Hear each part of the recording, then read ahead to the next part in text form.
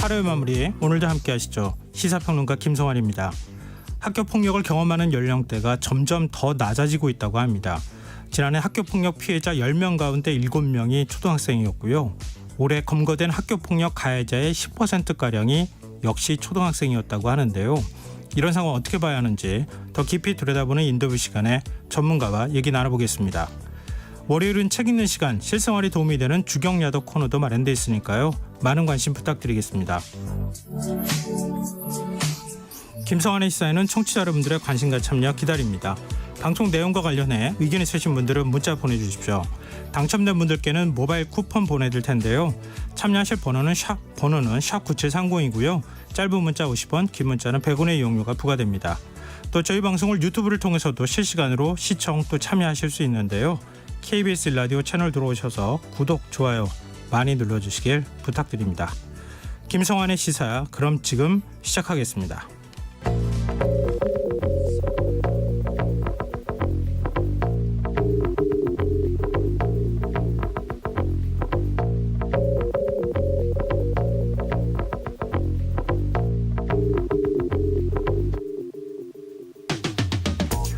정부가 지난 7월 하반기 경제정책 방향을 발표하면서 10월부터 물가가 안정될 것이란 예측을 내놨지만 예상은 빗나갔습니다. 원자재 가격 상승으로 우유 가격 상승률이 14년 만에 최고치를 기록한 것을 비롯해 먹을거리 물가가 올해도 5%대 상승률을 기록할 가능성이 높아졌는데요. 심상치 않은 물가에 정부가 팔을 걷어붙였습니다. 서민 생활에 밀접한 7개 품목, 그러니까 라면과 빵, 과자, 커피, 아이스크림, 그리고 설탕과 우유 가격을 집중 관리하기로 했는데요. 품목별로 담당 공무원을 지정해서 가격 관리에 나서겠다는 겁니다. 과거 이명박 정부 시절 시행됐던 물가관리 책임 실명제가 사실상 11년 만에 부활했다는 얘기가 나오는데요. 문제는 실효성이겠죠. 전문가들은 정부의 물가 대책이 자유시장 경제를 강조해온 현 정부 노선과 상충된다고 지적합니다. 더불어 정부의 인위적인 가격 억제는 일시적인 효과만 가져올 뿐 근본적인 대책이 될 수 없다고 이야기하는데요. 실제로 농식품부가 지난달 중순부터 식품업계에 가격 인상을 자제해달라고 요청한 이후 기업들이 가격을 올리는 대신 제품의 용량을 줄이는 꼼수 아닌 꼼수가 동원되고 있다고 하는데요. 가격 통제의 역설을 정부가 모르진 않을 텐데요. 지금 정부가 고민해야 할 것은 보다 장기적인 서민 생활 안정 대책이 아닐까요?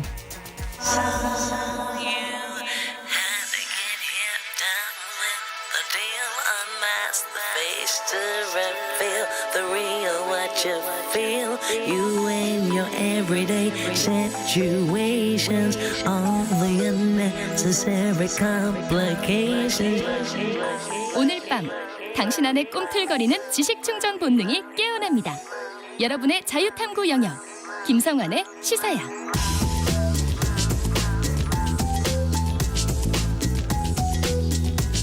오늘 어쳤던 뉴스 꼼꼼히 정리해드리는 뉴스의 시간입니다. 시사저널 구민주 기자 나와 계십니다. 안녕하세요. 네, 안녕하세요. 네, 윤석열 대통령이 오늘 내년 3월 개통을 앞둔 수도권 광역 급행철도 준비 상황을 점검했다고요? 네, 현장 중심 국정 기조를 강화한 후 시민들과 직접 만나는 일정을 소화하고 있는데요. 네. 오늘 오후엔 경기 화성시 동탄역을 찾아서 광역교통 국민 간담회를 열었습니다. 지난 1일 민생타운홀 회의, 3일 소상공인 대회에 이어서 주말을 제외하고 거의 현장을 찾고 있는 건데요. 네. 오늘 행사는 내년 3월 조기 개통을 앞둔 GTX-A 노선을 비롯해 광역교통망 구축 성과를 점검하고 교통문제 해법을 찾기 위해 마련됐다고 대통령실은 설명했습니다. 주민 20여 명이 참석한 이 자리에서 윤 대통령은 공사의 속도를 높여서 완공 시기를 최대한 앞당기겠다라고 약속했고요. GTX 예상 요금도 4,000원 정도로 비싸다면서 할인의 필요성도 이야기했습니다. 예전에 GTX 공사 현장 찾지 않았습니까? 네. 제 기억으로는 찾았던 것 같은데 또 현장을 찾았다고 하는 건데 최근에 국민의힘에서 얘기하는 것처럼 김포시 서울 편입이나 네. 메가 서울 공약하고도 어느 정도 일맥상통하는 측면이 있어 좀 보이는데요. 연관성이 좀 있고요. 아무래도 총선 앞두고 계속해서 여권 중심으로 수도권 위기론이 나오고 있기 때문에 이걸 극복하는 차원의 행보들이 이어지고 있는 것으로 해석이 되기도 합니다. 윤 대통령이 직접 이렇게 현상을 찾는 것을 비롯해서 내각을 향해서도 민생 현장의 중요성을 강조하고 있다고요? 네, 오늘 한덕수 국무총리와 진행한 주례회동 자리에서 각 부처의 현장 행보 상황을 보고받았는데요. 장관 등 내각의 고위직들이 계속 민생 현장과 직접 소통을 강화해 국민과 정부 사이의 벽을 깨는 데 최선을 다해달라라고 윤 대통령 강조한 것으로 전해집니다. 윤 대통령은 지난주 국무회의 자리에서도 정부와 국민 사이엔 거대한 콘크리트 벽이 있는 것 같다면서 작은 틈이라도 열어줘야 한다고 이야기한 바 있었는데요. 대통령실도 이러한 국정기조 변화가 여론에 도움이 되고 있다고 판단하고 당분간 비슷한 메시지와 일정 이어갈 것으로 예상됩니다. 그리고 지금 대통령실 참모진 개편이 있을 거다 이런 얘기가 들리는데 총선 앞두고 참모진이 출마하는 수석급이나 행정관도 그렇지만 적지 않다고 얘기를 하잖아요. 그거와도 관계가 있겠죠? 네, 국정쇄신 차원 겸 또 내년 총선 출마를 앞둔 참모진 교체 겸 해서 대통령실 개편이 단행될 예정인데요. 네. 이진복 정무수석의 후임으로는 한호섭 국정상황실장이 유력하게 일단 거론이 됩니다.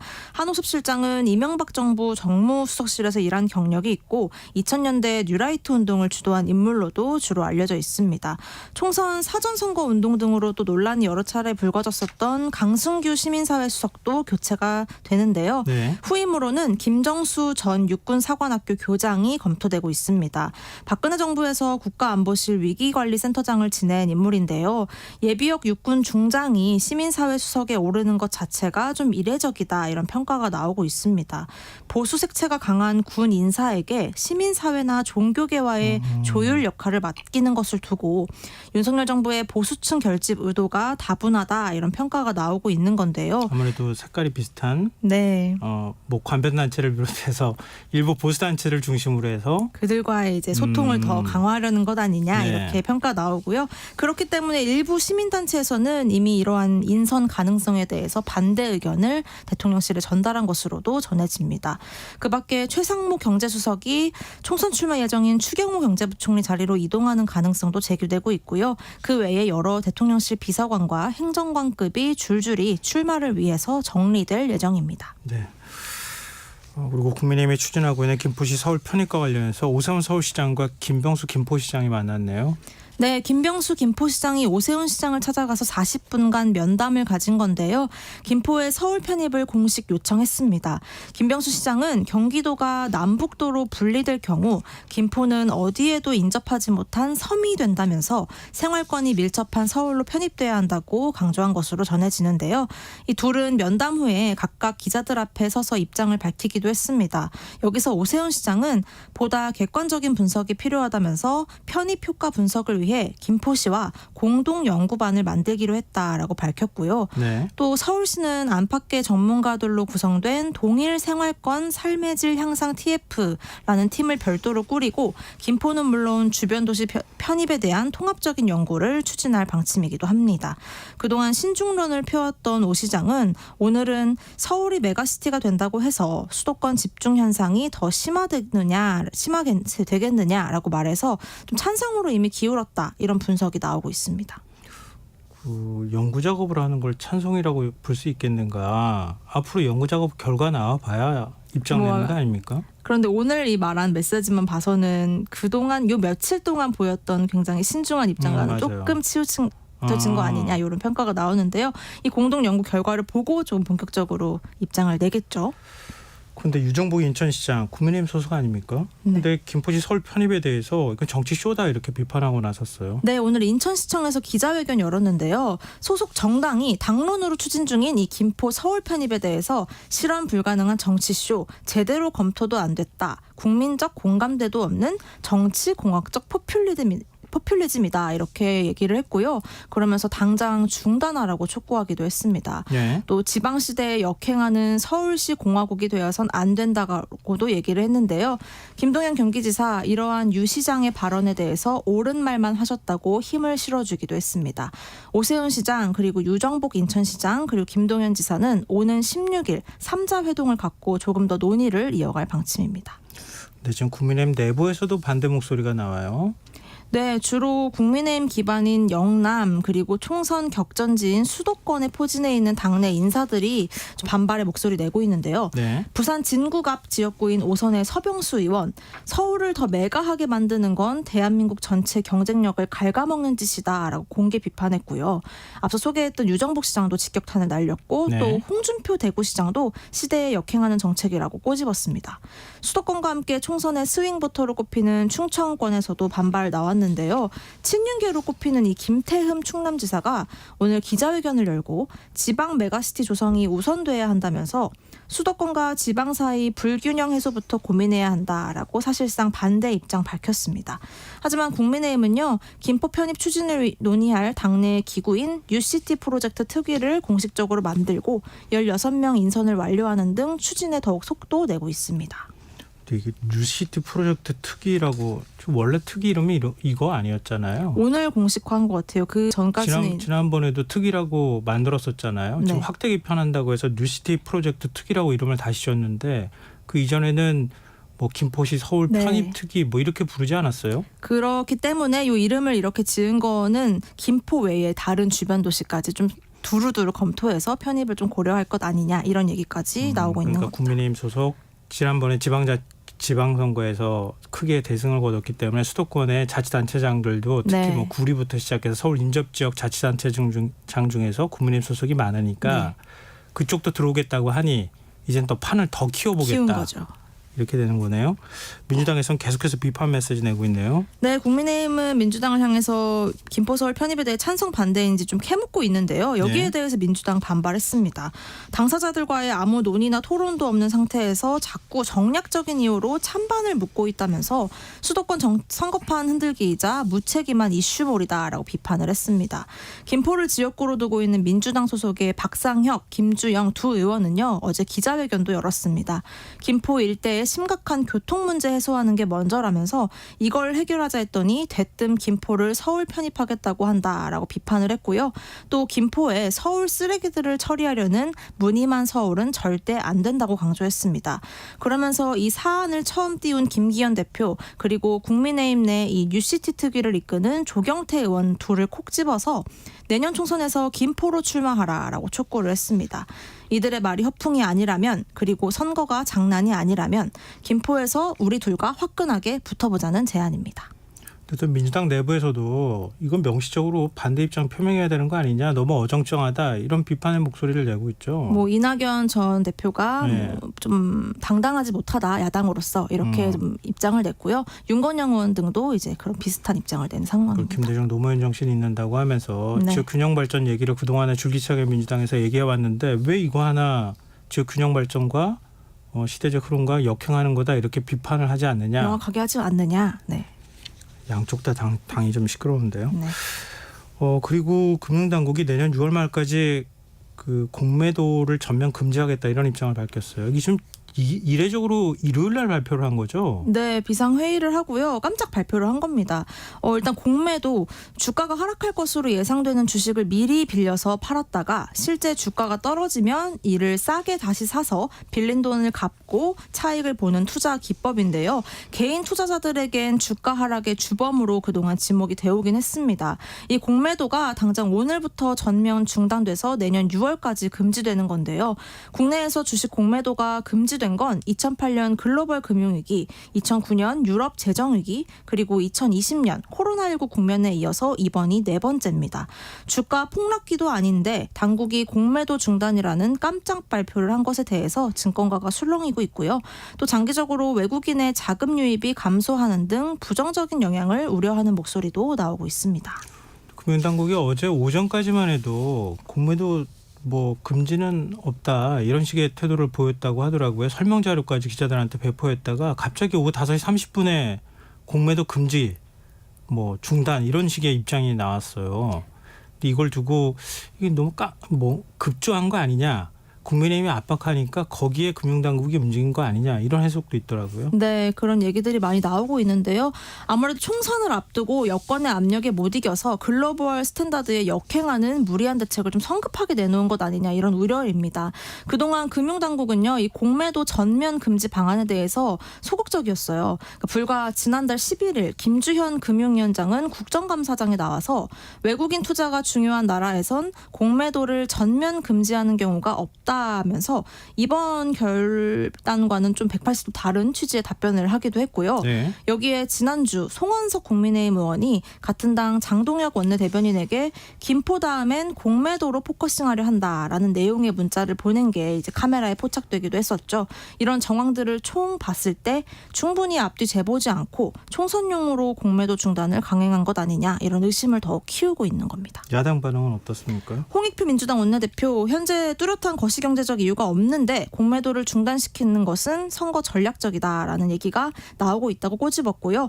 그러면서 공매도 한시 중단과 근본 제도 개선은 민주당에서 먼저 해왔던 얘기라면서 이 불법 공매도에 대한 징벌적 손해배상 도입 추진 의지 밝혔습니다. 이재명 대표도 회의에서 김포 서울 편입 그리고 이 공매도권을 싸잡아서 정부 여당이 선거가 급하다고 정략적인 공수표를 남발하고 있다면서 국가의 미래를 두고 좀 진중하게 정치해야 한다라고 강조했습니다. 주식시장은 뜨겁게 반응했네요. 네, 첫날인 오늘 주식시장에선 급등세 나타났습니다. 코스피는 전 거래일보다 5.6% 올랐고요. 코스닥 지수도 7% 이상 상승했습니다. 지수가 급등하면서 코스닥 시장에선 오전 10시경이죠. 매수 호가 일시 효력 정지, 이른바 사이드카가 발동되기도 했습니다. 그런데 외신에서요, 우리 정부의 이 공매도 금지에 대해서 좀 우려하는 목소리가 나오고 있는데요. 대표적으로 블룸버그 통신은 한국 금융당국의 공매도 전면 금지는 한국 증권시장이 선진국 금융지수인 MSCI에 편입되는데 걸림돌이 될 것이다라고 보도를 했는데요. 한 애널리스트는 한국의 공매도 금지가 결국 개인 투자자가 선호하는 일부 주식 종목에 더욱 거품을 만들게 될 것이다라고 예상하기도 했습니다. 네.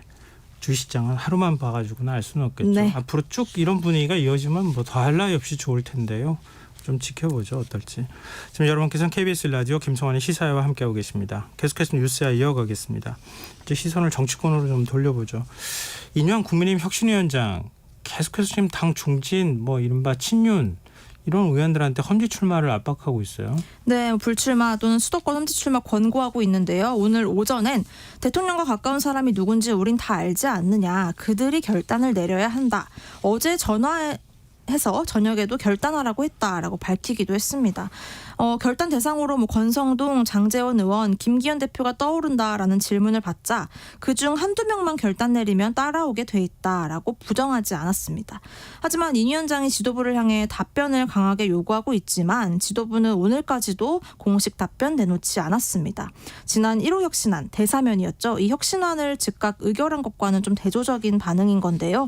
김기현 대표는 오늘 오전 회의 후에 기자들이 이와 관련해서 입장을 묻자 다른 질문 없냐면서 즉답을 피하기 바빴습니다. 근데 이준석 전 대표 만나기 위해서 인유한 위원장이 부산까지 직접 갔었던 거잖아요. 주말에요. 갔다가 좀 뭐라고 해야 되죠? 면박을 당했다 그래야 되나요? 어떻게 표현할지 모르겠지만 이준석 전 대표는 만나주지도 않았어요. 네, 그 토크 콘서트 이준석 전 대표 토크 콘서트 맨 앞자리에 이뇨한 위원장이 깜짝 방문해서 앉았어요. 예. 그런데 이준석 전 대표는 이 위원장을 미스터 린튼으로 부르면서 영어로 당신은 이 자리에 오기 위한 전제 조건을 갖추지 못했다. 진짜 환자는 서울에 있다. 가서 그와 이야기하라라고 쏘아붙였습니다. 곧장 진짜 환자를 두고 뭐 용산에 있는 윤 대통령을 지칭한 거냐라는 추측도 난무했고요. 결국 대화와 별도 만남 없이 그대로 상경한 이 위원장. 이 전 대표를 향해서 섭섭했다라면서 마음 아픈 사람이 부산에 있고 마음 아픈 사람이 곧 환자다. 환자는 내가 더 잘한다라면서 맞받아치기도 했습니다. 하지만 그러면서도 이 전 대표가 신당 창당을 하는 날까지 대화를 위해 끝까지 노력하겠다면서 구애의 손길을 거두지 않은 상태입니다. 그러니까 미스터 린튼이 인유한 위원장의 영문 이름인 거잖아요. 네. 근데 이 얘기를 지금 영어로 했다는 거잖아요. 영어로 꽤 오래 했습니다. 그걸 두고 국민의힘 내부에서 너무 심했던 거 아니냐 이런 얘기가 있더라고요. 무례하다, 선을 넘었다라고 했고요. 모 교수는 이게 인종차별이다 이런 얘기를 하기도 했죠. 이런 식으로 네. 그러니까 뭐 다른 외국어를 통해 가지고 그 사람한테 이렇게 뭐랄까 얘기를 하는 것에 대해서요. 네, 얘기를 하고 이제 당신은 외국인이다라고 이제 선을 그어버린 것 이런 것들이 이제 외국인 혐오다라고까지 해석이 나오고 있는 상황입니다. 네.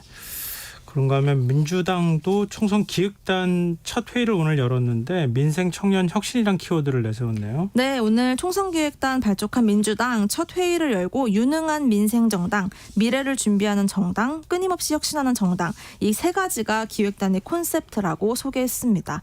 회의에 함께한 이재명 대표는 이번 총선은 윤석열 정권 오만한 폭정을 심판하고 대한민국의 명운을 가를 분수령이라고 강조했고요. 과감한 혁신과 변화 약속하기도 했습니다.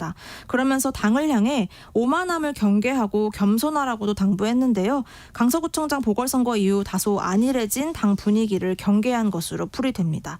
이 총선기획단은 공천시 현역의원 하위평가자 감점 제도를 강화하는 등 지난 8월 김은경 혁신위가 내놓은 혁신안도 다시 검토할 방침을 밝혔습니다. 박병석 전 국회의장이 총선 불출마 선언을 했네요. 네, 저의 빈자리는 시대 소명에 투철하고 균형 감각과 열정을 가진 세 사람이 맡아주길 염원한다 라면서 오늘 총선 불출마 선언했습니다. 사실상 정계 은퇴로 해석이 되고요. 민주당 의원의 불출마 선언은 우상호, 오영환 의원에 이어서 세 번째입니다. 박 의원 불출마로 민주당도 다선 용퇴론이 빠르게 번지는 것 아니냐 관측 나오고 있는데요. 아직은 좀 미지근한 분위기가 주를 이루고 있습니다. 이게 중진 용퇴론으로 이어질 수 있을까요? 근데 전 국회의장을 지낸 분이 다시 또 출마한다는 게 쉽지는 않을 일일 거고 전례도 별로 없잖아요. 네, 그래서 6선이나 된 박병석 의원의 정계 은퇴 불출마 선언으로 과연 3선, 4선의 중진 의원들까지 우리도 용퇴를 해야 한다라는 그 분위기를 살릴 수 있을지 이 부분에 대해서는 조금 아직 분위기가 좀 달아오르지 않는 상황입니다. 근데 조국 전 법무부 장관 그동안에 내년 총선에 출마할 거냐 말 거냐 해석이 분분했는데 출마할 수도 있다는 뜻을 내비쳤습니까? 네, 오늘 아침 그렇게 시사한 건데요. 그간 진행된 수사와 재판에 가족 자체가 도륙이 났다면서 자신과 가족들의 여러 호소가 받아들여지지 않은 것이 안타깝고 아쉽다고 말했고요. 그러면서 대법원까지 판결이 확정되면 당연히 존중하고 감수를 하겠지만 법률적 명예회복이 충분히 이뤄지지 않을 경우 비법률적 방식, 그중에서도 정치적 방식을 언급하며 명예회복에 나서겠다고 밝힌 겁니다. 정치권에선 진작 조 전 장관을 둘러싸고 무소속 출마 또는 비례대표 신당 가능성까지 두루 거론되고 있었습니다. 네, 그런가 하면 정의당은 비대위 체제로 전환하는 겁니까? 네, 정의당이 내년 총선에서 녹색당과 진보당, 민주노총 중심의 노동계와 함께 선거연합 정당을 추진하기로 했는데요. 그 준비를 위해 기존의 이정미 지도부가 총사퇴를 하고 비대위 체제로 전환하기로 한 겁니다. 사퇴한 이정미 대표, 더 넓어질 정의당을 위한 결단이라면서 정의당을 포기하지 말아달라고 호소를 했고요.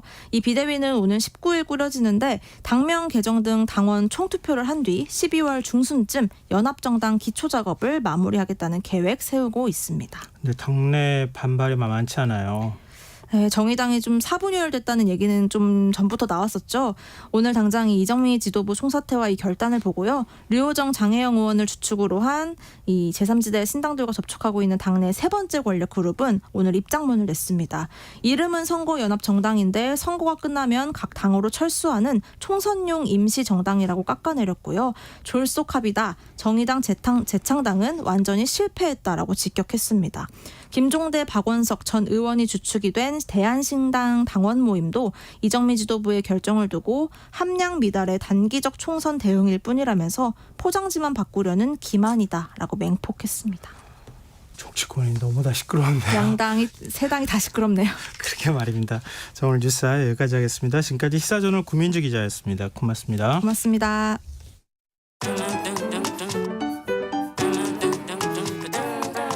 일일 시사권장량 채워가세요. 골고루 담았습니다. 당신만을 위한 하루 시사 김성환의 시사야. 최근 초등학교 집단 폭력 사례가 잇따라 보도되고 있는데요. 학교 폭력 가해자의 연령대가 점점 낮아져서 최근 3년 동안 학교 폭력 검거자 가운데 초등학생 비율이 늘어난 것으로 나타나기도 했습니다. 왜 이런 현상이 나타나는지 또 어떻게 하면 막을 수 있을지 이해준 학교폭력연구소 소장과 연결해서 얘기 나눠보도록 하겠습니다. 소장님 안녕하십니까? 네, 안녕하세요. 이혜준입니다. 네, 지금 학교폭력 피해자 10명 가운데 7명이 초등학생이다.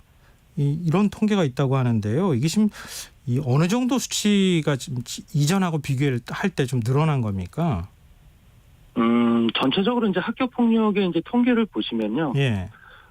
실제로 이제 코로나가 일어나기 전에는 소폭 상승을 하다가 네. 코로나가 이제 코로나19로 인해서 이제 비대면 수업이 이제 진행이 되면서 그때 당시 이제 전체적인 건수는 좀 줄어들었고요. 예. 그리고 21년도부터 조금씩 소폭으로 지금 상승하고 있는 추세입니다. 그럼 이게 보통 그렇잖아요. 학교 폭력하면 좀 사춘기라고 할 수 있는 나이대.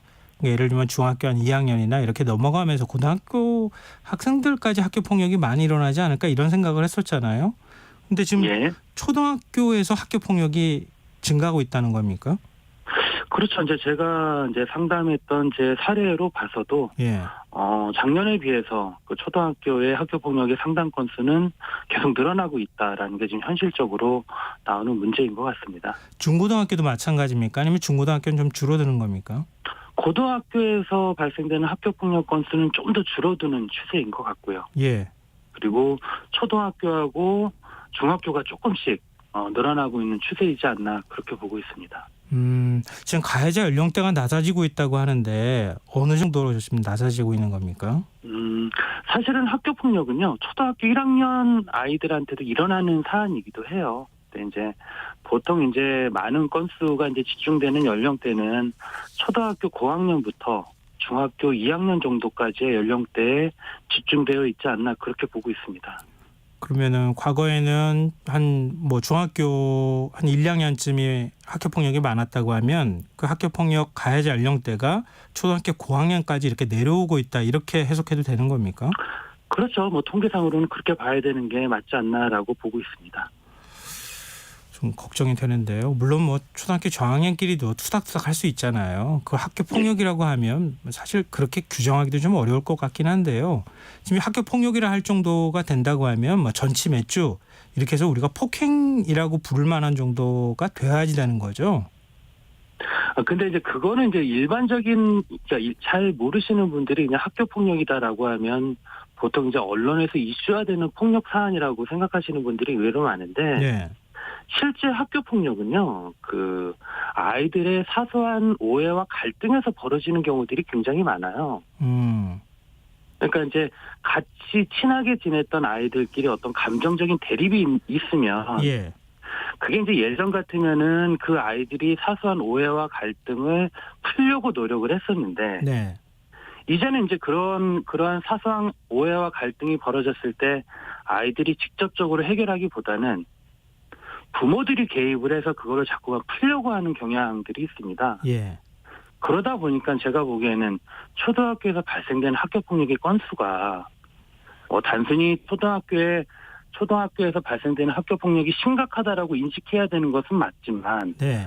그렇게 증가된 건수 중에 대부분은 학생들 간의 오해와 갈등에서 벌어진 일들이지 않나라고 저는 그렇게 보고 있거든요.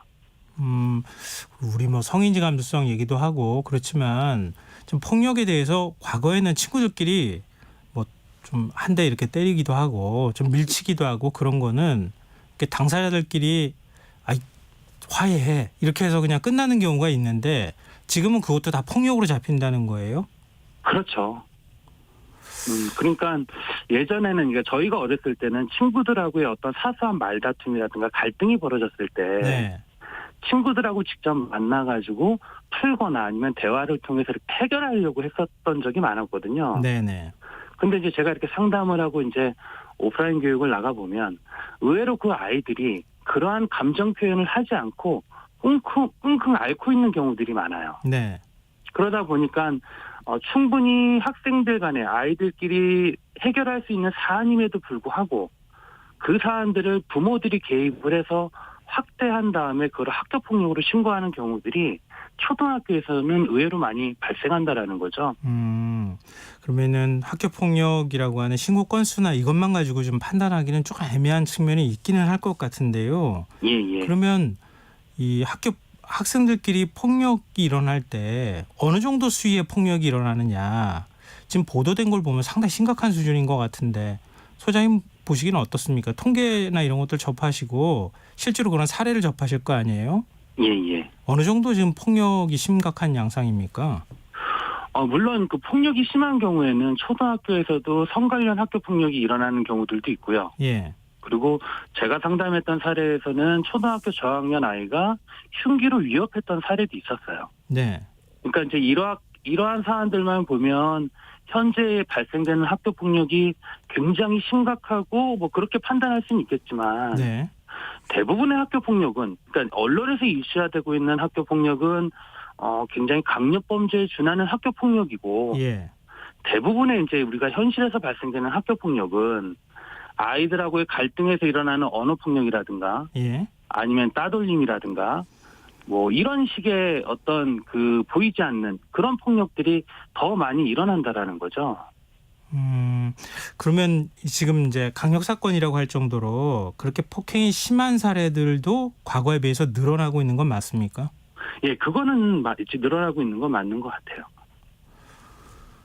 그럼 이게 좀 분리해서 우리가 생각해야 되지 않을까 싶거든요. 그러니까 학생들이 스스로 자기들의 문제를 해결할 수 없는 상황, 부모가 지나치게 개입하는 것, 이런 게 하나의 원인이 될 수 있는 측면이 있는 것 같고요. 좀 심각한 양상이라고 얘기할 때 과연 그 원인은 어디 있느냐, 두 가지를 좀 우리가 분리해서 봐야 되는 겁니까? 아니면 뿌리를 찾아 들어가면 원인이 같은 겁니까? 저는 기본적으로 학교 폭력을 바라보는 시각이 좀 분류되어야 된다고 생각을 해요. 네.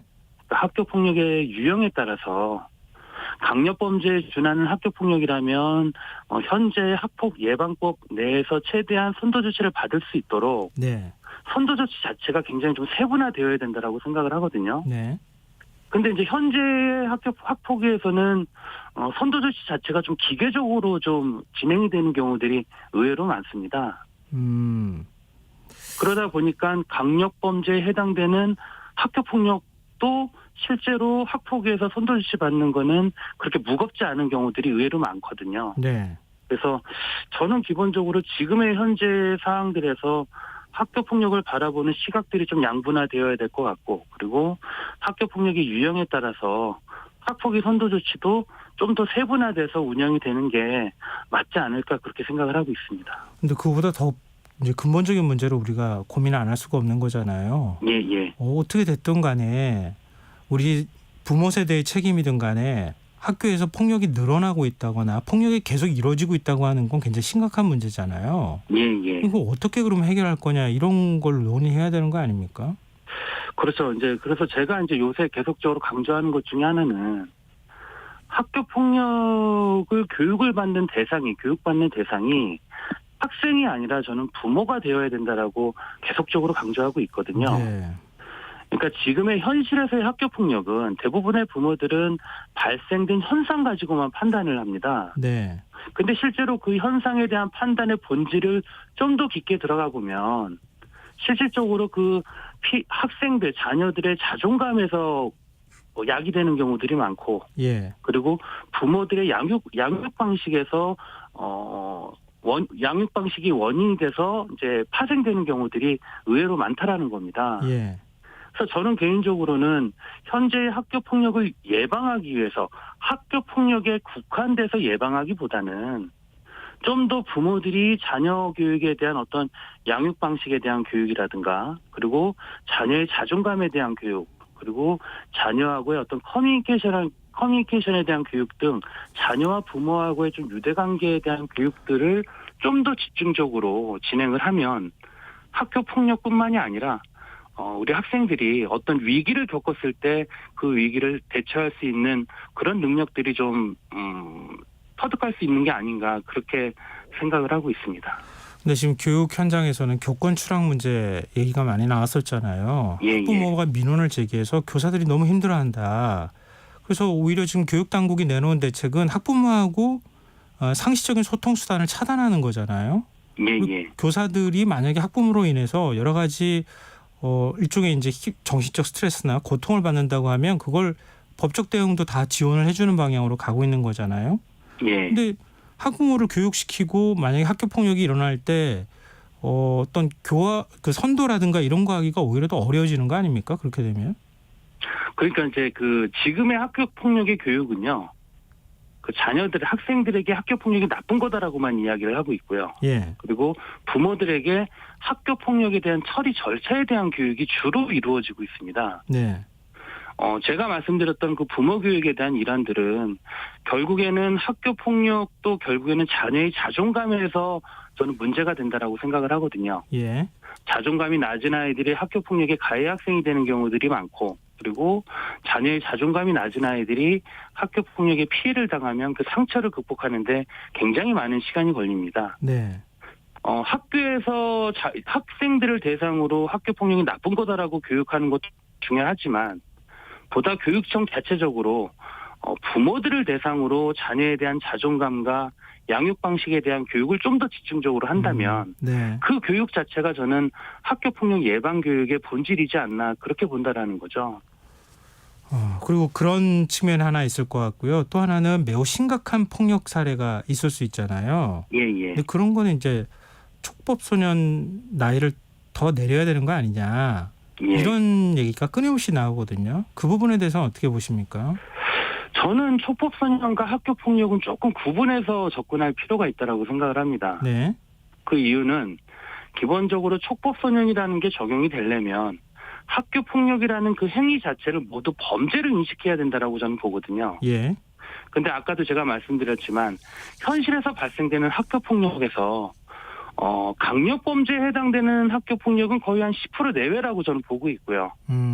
나머지 90%는 아이들 간에 어떻게 보면은 그 공동체에서 마주해야 되는 사회성에서 나오는 그 오해와 갈등에서 벌어지는 일들인데 네.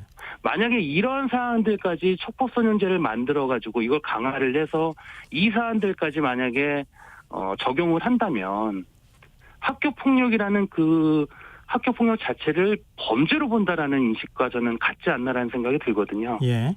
그래서 저는 개인적으로는 촉법소년과 학교폭력은 좀 더 구분해야 되어야 된다라고 생각을 하고 마찬가지로 학폭에서도 강력범죄에 준하는 학폭과 그리고 오해와 갈등에서 나타나는 이러한 학교폭력은 좀 더 구분해서 적용해야 되는 게 맞지 않나 그렇게 생각을 한다는 겁니다. 근데 전체의 10% 정도라 하더라도 그 사례가 굉장히 심각할 경우에는 어떤 방식으로든 사법 처리를 받을 수 있도록 징벌을 해야 되는 것 아니냐라고 하는 의견이 있잖아요. 예. 근데 그 부분에 대해 촉법소년 나이 하향에 대해서는 동의를 하시는 겁니까? 아니요. 저는 촉법소년 하향에 대해서는 동의를 하진 않고요. 실제로 촉법소년은 형사 책임에 대한 부분들이지 실제로 촉법소년제라 하더라도 민사적인 소송에 대한 어떤 그 소송에 대한 권리는 우리들이 제기할 수 있거든요. 예.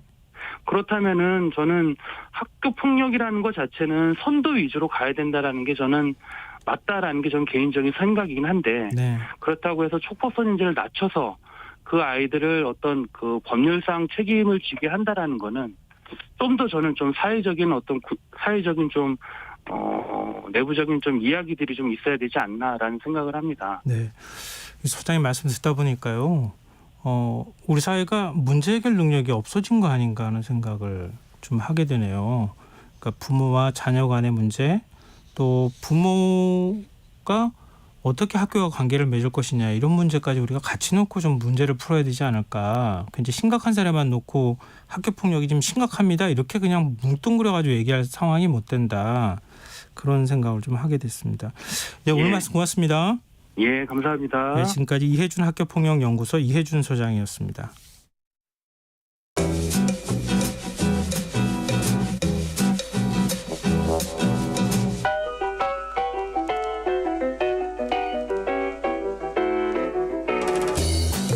최근 몇 년 사이 이른바 조용한 퇴사라는 말이 등장했죠. MZ세대 특유의 가치관과 직장관이 새로운 현상을 만들어내고 있다고도 볼 수 있을 텐데요. MZ세대도 이해하기 쉽지 않다고 하는데 그보다 더 개성이 강한 요즘 친구들과는 어떻게 문제 해결을 하는 게 좋을까요? 실생활에 도움이 되는 책 함께 읽어보는 시간이죠. 주경야독 성신여자대학교 겸임교수이자 북튜버 이시안 작가 나와 계십니다. 안녕하세요. 네, 안녕하세요. 오늘은 요즘 세대와 관련되어 있는 책을 준비해 오셨어요. 예, 오늘 매우 흥미로운 책입니다. 네. 그 MZ라는 말은 이제 많이 익숙해졌잖아요. 네. 하지만 이 MZ라는 말에는 진짜 모순이 많거든요. 그렇죠. 너무 세대가 넓어요. 네. 그러니까 요즘 MZ들 너무 이해할 수가 없어라고 이제 팀장님이 말씀을 하시는데 팀원들한테 사실 이 팀장님도 MZ예요. 더 놀라운 건 심지어 그 위에 부장님도 MZ예요. 그러니까 M이 그 40세 중반부터거든요. 네. 그렇다 보니까 뭐 40세 중반이신 부장님부터 중간 관리자 실무자님까지 모두 다 MZ 세대에 속하는 사태가 벌어진 거죠. 아니 그러니까- 그러면 우리는 다 똑같은 세대야 이렇게 하면 좋은 거 아니에요? 그렇죠. 싸우지 말고. 그런데 참 그 사실 MZ 하면은 그게 아니잖아요. 요즘 MZ들 왜 이래라고 했을 때는 요즘 젊은 친구들 정도의 어떤 의미가 있는데 그러니까 MZ라는 말이 그런 의미를 갖기엔 좀 맞지가 않거든요. 그래서 새로운 호칭이 필요한데요. 그게 바로 잘파 세대입니다. 네? 잘파 세대요. 잘 파야 돼요? 네, 잘파는 G세대 G랑 네. 알파 세대를 합쳐서 이런 말이 아. 잘파 세대예요. 그래서 오늘 소개해드릴 책이요. 그런 잘파 세대에 대해서 분석하고 이들의 경향, 단점, 장점들을 제시하면서 앞으로 올 시대를 대비하자는 책입니다. 이제는 잘파 세대다 소개해드릴 거예요. 아니, 제가 이상한 겁니까? 잘 파 세대 잘 몰랐어요. 네네. 이건 제가 모르는 게 정상입니까? 아니면 제가 이상한 겁니까? 이제는 아셔야죠. 이제는 아셔야 됩니다. 아 그런가요? 네, 네. 근데 그 동안에는 뭐 IT 인공지능 책에서부터 시작해서 우리 네. 벽돌 깨기 입문책까지 쭉 네. 이렇게 얘기해 주셨는데 네. 이번 책은 조금 성격이 다르긴 한 것 같아요. 아 사실 이게 제가 쓴 책이긴 하거든요. 아니 진작 얘기를 하시지. 원래 몰랐어요. 제가 저를 소개할 때요. 비즈니스 테크 입문 쪽으로 글을 쓰기는 작가라고 얘기하는데 사람들이 잘 안 믿더라고요. 세 가지를 어떻게 다 써라고 하는데 1년에 각 분야별 한 번씩은 쓰거든요. 그런데 이제 비즈니스 쪽으로 잘파 세대론을 좀 썼습니다. 그 계기가 있는데요. 네. 제가 아시는 CEO분들이요. 요즘 직원이나 알바생들 좀 너무 좀 이상한 것 같아요라고 하소연을 많이 하시더라고요. 그 몇 가지 얘기들을 좀 소개해드리면 네. 한 분은 회의 시간에요. 새로 입사한 친구한테 이런저런 부분은 좀 조졌으면 좋겠다라고 공식적으로 실수한 부분과 개선점에 대해서 이야기를 했대요. 네. 회의 시간에 공식적으로 했으니까 당연히 감정은 배제하고 정말 팩트만 이야기한 거거든요. 네. 근데 그 이야기를 듣고 그 직원이요. 네 알겠습니다 라고 하더니요. 옆에 가방을 들고 나가더니 네. 다시는 회사로 돌아오지 않았다고 합니다. 아 그래요? 네. 그리고 또 한 분은 또 이것도 재밌는데 알바하는 친구가 있었어요. 그런데 이 알바 친구가 갑자기 다리를 삐끗해서 오늘 출근을 못하겠다고 문자가 왔대요. 네. 그래서 다른 알바하는 친구들한테 이거 병문안 가야 되는 거 아니냐라고 문자를 보여줬더니요. 그 다른 알바 직원이요. 그거 초록창에 검색하면 나오는 알바 빼먹고 싶을 때 보내면 좋은 내용이라는 문자 추천 내용 그대로라고 알려주더라는 거예요. 네. 거기에 이름만 바꿔서 보낸 거죠. 이런 CEO분들이 이야기를 들으니까 뭔가 다른 분위기가 시작된다라고 느껴졌고요. 사실 저도 이제 대학교에 있잖아요. 대학교에 예, 있다 예. 보니까 뭔가 다르긴 다릅니다. 이른바 그 코로나 세대라고 할 수도 있을 것 같은데 코로나로 인해서 대학 생활 3년여를 맞아요. 비대면으로 예. 한 친구들이 이제 4학년이거든요. 예. 그러니까 이 친구들은 사회생활, 뭐 조별 모임 이런 것들을 많이 못 해봤어요. 그래서 타인과의 어떤 관계, 의사소통에 조금 서툰 느낌이 있는 친구들인데 네. 이제 졸업하고 내년부터 본격적으로 취업을 합니다. 근데 자영업자들은 이 사람들과 같이 알바라는 이름으로 이미 일을 해봤거든요. 예. 이분들이 한결같이 그 입을 모아서 하는 말이요. 야, 이 기존의 MZ 세대들도 내가 알바를 써봤지만 그들과는 완전 다르다라고 혀를 내두르시거든요.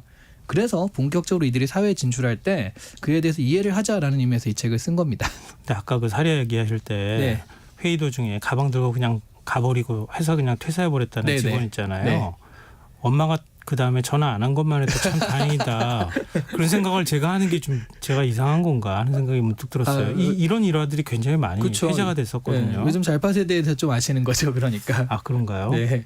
근데 지금 이제 이런 세대 구분하는 게 네. 항상 뒤에 꼬리표처럼 따라붙는 게 네. 이거 뭐 마케팅을 위한 분류 아니냐. 이거 세대 구분으로 볼 수 있느냐. 네. 이런 얘기인데 어떻게 구분할 수 있어요? 원래 세대 구분은 마케팅에서 시작을 하는 겁니다. 아 그런가요? 그럼요. 네. 왜냐하면 물건을 팔아야 하는데 이른바 타겟팅을 해야 되잖아요. 네. 그런데 그거를 다 연령별로 다르게 할 수도 없고 그러니까 비슷한 성향을 가진 사람들을 묶어서 분석을 하고 특징을 추출해서 타겟팅하기 좋게 만드는 거거든요. 근데 그렇게 묶어보니까요. 네. 비슷한 사회 환경과 변화를 겪어본 사람들 특징이 어느 정도 비슷하게 그게 세대별로 추출이 되더라는 거죠. 그랬더니 그 세대가 그런 비슷한 특징이 있잖아요. 그러다 보니까 사회적인 정책을 하거나 아니면 뭐 미래에 대한 예측을 하거나 할 때 굉장히 유용하다라는 것을 알게 되면서 꾸준히 세대 구분이 나오게 되는 건데요. 또 세대 구분을 하면 그 세대에 속하시는 분이요. 아, 나는 그렇지 않은데 뭐 이상해라고 해서 자기랑 다르다라고 생각을 할 수 있잖아요. 네네. 이게 당연한 겁니다. 개개인이 다 똑같을 수는 없잖아요. 다만 세대 구분을 왜 하냐면 네. 저는 이게 강이라고 생각을 하거든요. 그래서 강의 개별 물분자는 다 다르게 움직입니다. 네. 강의 흐름과 완전히 반대로 움직이는 것도 있고요. 근데 누가 어떻게 움직일지 모르죠. 하지만 전체적인 강의 흐름은 상류에서 하류로 흐른다라는 거시적인 움직임은 있잖아요. 네. 그런 정도는 알아야지 어떤 그 강의 움직임을 그 정도는 알아야지 뭐 농사에도 이용도 하고 댐도 만들고 강의 움직임을 파악하는 게 해야 되는 일이니까요. 그래서 세대 구분도 그렇게 강을 파악하는 것이다, 흐름을 파악하는 것이다라고 이해하시면 좋을 것 같아요. 뭐 내 얘기는 아닐 수 있겠지만 네. 어찌됐든 큰 흐름, 시대의 흐름이라는 건 그렇게 또 흘러가는 거니까. 네, 맞습니다. 그런 구분 정도로 이해하면 어떨까 싶은데 네. 그러면 잘파 세대, 이 잘파는 어떻게 구분을 하신 거예요? 그 네. 어떤 구분 기준이 있을 거 아니에요? 그러니까 그 G가 20세 중후반부터 지금의 한 중고등학생들까지고요. 알파가 그 밑에 아이들, 어린이들까지 다 포괄하는 개념이거든요. 그러니까 이렇게 되면 어차피 MG가 포괄하는 나이가 30년 정도 되니까 네. 이거랑 범위가 비슷한 거 아니냐. 네, 굳이 그런데요? 뭐 이렇게 나눴냐라고 생각을 하시는데요. 네. 근데 제가 나눈 기준, 뭐 제가 나눈 건 아니고 잘파 세대라는 말이 있으니까 네. 그 기준은 스마트폰이에요. 그 잘파 세대가 보여주는 특징들이요. 대부분 디지털 네이티브들이기 때문에 생기는 거거든요. 근데 이제 디지털로 보자면 M세대만 해도요. 디지털을 배워서 활용하는 사람들입니다. 그렇죠. 예. 네. 그래서 그 안에 태어난 사람들은 아니라서요. 근데 G세대와 알파 세대들은 디지털의 환경에서 태어난 원주민들인 거죠. 제가 태어났더니 이미 휴대폰이 있어요. 그렇죠. 제가 이거를 이 책에서 이제 그 미국에 이민을 간 한국 사람으로 비유를 했거든요. 예. 그러니까 M은 이민 1세대입니다. 이 사람들은 살기 위해서 영어를 배우고 쓰긴 하지만 영어 쓰는 게 편안하진 않아요. 그냥 쓸 수 있는 것뿐이죠. 그래서 이게 디지털을 공부해서 쓰고 있는 M세대들이다라고 생각하시면 될 것 같고요. 네. G세대들은 이민 1.5세대쯤 되는 거예요. 그러니까 영어로 얘기하고 영어로 생각도 해요. 영어를 쓰는 것이 편한데 한국말은 좀 서툴긴 하지만 알아듣는 정도는 할 수 있어요. 그런데 G세대들이 어렸을 때 스마트폰이 나온 거니까 예. 이들은 성장을 스마트폰과 함께 해왔기 때문에 디지털 환경이 좀 더 편안한 친구들이고요. 예. 알파 세대는 그냥 이미 2세대들이죠. 영어밖에 못 써요. 아, 네, 태어날 때부터 스마트폰이 손에 쥐어져 있는 세대들이고요. 굳이 가르쳐주지 않아도 그냥 이렇게 쥐어지면 그냥 바로바로 써요. 그냥 막. 그 도시전설 있잖아요. 2살짜리한테 스마트폰을 쥐어주니까 얘가 앱을 다운받아서 게임을 하더라는 도시전설이 가끔 등장하는 게 이 알파 세대거든요. 그래서 G세대, 알파 세대를 묶어서 디지털이라는 특징을 같이 보는 것이 여러 가지로 이제 좀 합리적인 구분이라는 거죠. 근데 잘파 세대 특징을 한 문장으로 요약을 하셨다고요? 네, 제가 이제 한 문장으로 요약한 건 디지털 온리에서 태어난 자존감 있는 현재적 세계인 이렇게 4가지 특징을 이야기한 거예요. 너무 어려운데요. 디지털 온리, 자존감, 현재적 세계인이라는 특징인 거거든요. 예. 일단 디지털 온리 환경이라는 건 뭐 디지털에 태어난 친구들이니까 예. 그 디지털에서 살았기 때문에 집중력이 좀 약해요. 정보를 텍스트가 아닌 영상으로 받아들이며 성장했기 때문에 읽기보단 보기 익숙합니다. 네. 또 쇼츠나 유튜브 같은 것들로 공급되는 영상 정보에서 이게 그런 그 작은 빠른 영상은 기승전결이 없잖아요. 갑자기 네. 툭툭 튀어나오잖아요. 그러다 보니까 이 잘파 세대들은 집중력이 좀 약해요. 이렇게 단점도 있겠지만 대신 이들은 장점도 강해서요. 네. 분산력이 강합니다. 동시에 일을 처리할 수 있는 멀티스태킹 능력이 있는 거죠. 예. 뭐 태블릿 PC로 SNS하고 스마트폰으로 음악 들으면서 컴퓨터는 OTT 틀어놓고 그리고 공부를 해요. 이게 가능한 게 잘파 세대고요. 기성세들이 보기에 이게 공부하는 건 아니거든요. 근데 이들은 공부를 하는 겁니다. 아 진짜요? 그럼요. 네. 아직도 저는 이해가 잘 안 되는데. 네. 근데 지금 아까 한 문장으로 요약하셨을 때 자존감이라는 표현 쓰셨어요. 이건 무슨 의미입니까? 자존감은 제가 좀 제안한 말인데요. 예. 자존감을 넘어서 자신이 세상의 중심이 된 듯한 느낌이거든요. 그러니까 게임 속 세계가 나를 중심으로 돌아가잖아요. 예. 그런 것처럼 흔히들 부모보다 가난한 세대라는 말이 있잖아요. 그 얘기를 바꿔서 얘기하면 이들의 부모들은요, 이들이 취업하지 않고 놀고 있어도 데리고 살 수 있는 경제력이 있다는 거거든요. 이런 경제력 있는 부모의 또 자식이 귀한 환경에선 텐포켓 환경, 네. 그러니까 이 한 아이를 위해서 집안에서 여러 가지 귀여움을 받기 때문에 돈을 쓰는 환경, 이런 것들 때문에 그 경제적으로는 좀 풍요롭게 자란 편입니다. 이 풍요롭게 자랐다는 게 뭐 굉장히 잘 산다라는 게 아니라 너무 절박하게 뭐 이렇게 할 필요는 없다. 그러니까 알바를 그만둘 수 있는 어떤 그런 것들이 있는 거죠. 근데 이게 이제 뭐 책임감 없는 모습 같기도 하지만 또 하나는 또 자신의 그 자존감이 있기 때문에 네. 취향과 관심에 대해서는 당당한 열정이 있다라고 분석할 수 있어요. 그러면 현재적 세계인은 어떤 의미입니까? 일단 현재적이라는 건 그 지금 회사에 대한 기대감이나 이런 현실에 대한 그 미래에 대한 기대감이 거의 제로로 수렴하고 있는 시대적 흐름이거든요. 네. 그러니까 굳이 뭐 미래를 위해서 현재를 희생하지 않고요.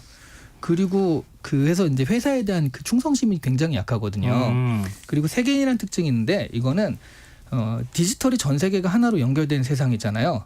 그러다 보니까 이게 뭐 국가라든가 지리에 대한 경계감이 좀 없어요. 그래서 우리나라와 다른 나라가 이렇게 국가 간 축구 대항전을 하는데 예. 다른 나라를 응원하더래요. 이 아이가. 그래서 네. 어머니가 물어봤대요. 아니 왜 다른 나라 응원해? 그랬더니 유니폼이 멋져서요. 이렇게 얘기할 수 있는 애들이 이제 이 사람들인 거고요. 스마트폰을 써도 그 어른폰을 주로 쓰는 그 S전자의 그 갤럭시보다는 네네. 그거 쓰는 게 뭐 우리나라 사람이니까 우리 걸 써야지 이런 개념이 없는 거죠. 끝으로 우리가 지금 이 책 읽어야 하는 이유도 정리해 주시죠. 네, 사실 지금까지 제가 말씀드린 건 이 책의 1, 2장 정도의 내용에 해당하고요. 3, 4장은 잘바 세대의 특징을 파악하고 비즈니스 어떻게 발휘할 것인가, 그리고 조직 문화에 어떻게 나타날 것인가 이렇게 그 다루고 있거든요. 네. 뭐 잘바 세대에 대해서 부정적인 얘기를 하는 것 같지만 또 장점도 있거든요. 이런 것들을 좀 잘 적용해서 이들과 같이 살아가야 되잖아요. 그러니까 미래를 계획하고 생각하시는 분들에게 꽤 많은 인사이트를 좀 드릴 수 있을 것이다. 이렇게 생각을 합니다. 가만 생각해 보니까요. 제 아이가 잘파세대예요. 네. 근데 대화가 잘 안 되는 게 다 저 때문이었구나. 이런 생각을 제가 지금 문득 했어요. 네. 책 제가 읽어봐야 될 것 같습니다. 열심히. 맞습니다. 네. 네. 자, 주경야독 지금까지 북튜버 이시안 작가와 함께했습니다. 고맙습니다. 네, 감사합니다. KBS 라디오 김성환의 시사 1부 순서 여기서 마무리하겠습니다. 전 11시 정각 2부에 다시 오겠습니다.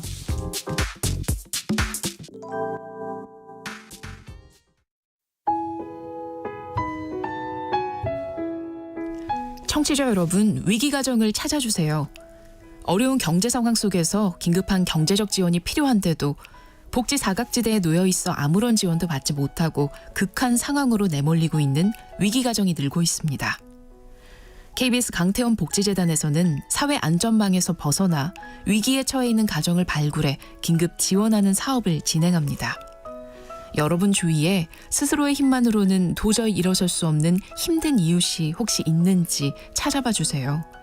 우리 사회의 건강한 구성원으로 신속히 복귀할 수 있도록 KBS 강태원 복지재단이 작은 힘을 보태겠습니다.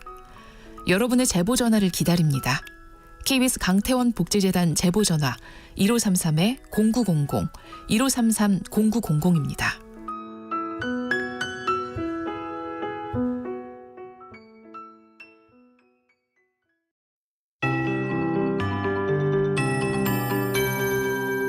KBS 58분 날씨. 내일은 전국이 대체로 흐리다가 낮부터 맑아지겠습니다. 새벽까지 강원 동해안을 제외한 중부지방과 전북, 경북 북부 내륙에 5에서 최대 20mm의 비가 가끔 오겠습니다. 기온이 낮아지면서 경기 북부 동부와 충북 북부, 강원 내륙 산지와 경북 산지는 1에서 3cm의 눈으로 바뀌어 내리기도 하겠습니다. 또한 밤사이 내린 비와 눈이 얼어 도로가 미끄러울 수 있겠습니다. 안전사고와 교통안전에 주의하시기 바랍니다. 수도권과 강원도를 중심으로 한파특보가 발효된 가운데 내일 아침 최저기온 서울 3도, 광주 10도 등 전국이 1에서 12도로 어제보다 10도가량 큰 폭으로 떨어지겠습니다. 특히 내륙과 산지를 중심으로 서리가 내리거나 얼음이 생기기도 하겠습니다. 농작물 피해 없도록 대비하시기 바랍니다. 낮 최고 기온은 서울 9도, 대구 15도 등 전국에 7에서 18도로 대부분 지역에 강풍특보가 내려진 만큼 순간 초속 20m 이상의 강한 바람이 불러 체감온도 더 낮겠습니다. 시설물과 건강 관리에 유의하시기 바랍니다. 풍랑특보 발효 중인 전 해상에 최대 초속 22m의 강풍이 불고 물결이 4m 내외로 높게 일겠습니다. 서울 지금 기온 6.9도, 오늘 내린 비의 양 45.3mm입니다. KBS 58분 날씨 박성준입니다.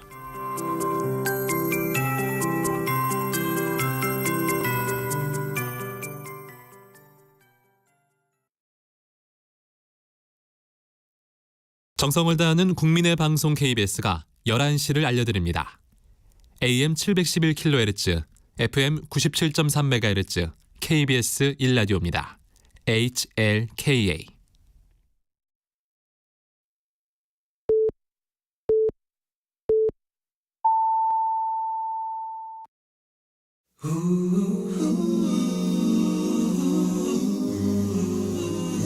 이 밤 그냥 보내긴 아쉬우니까요. 당신의 하루의 끝까지 야무지게 채워드립니다. 당신의 지식 충전소 김성환의 시사야.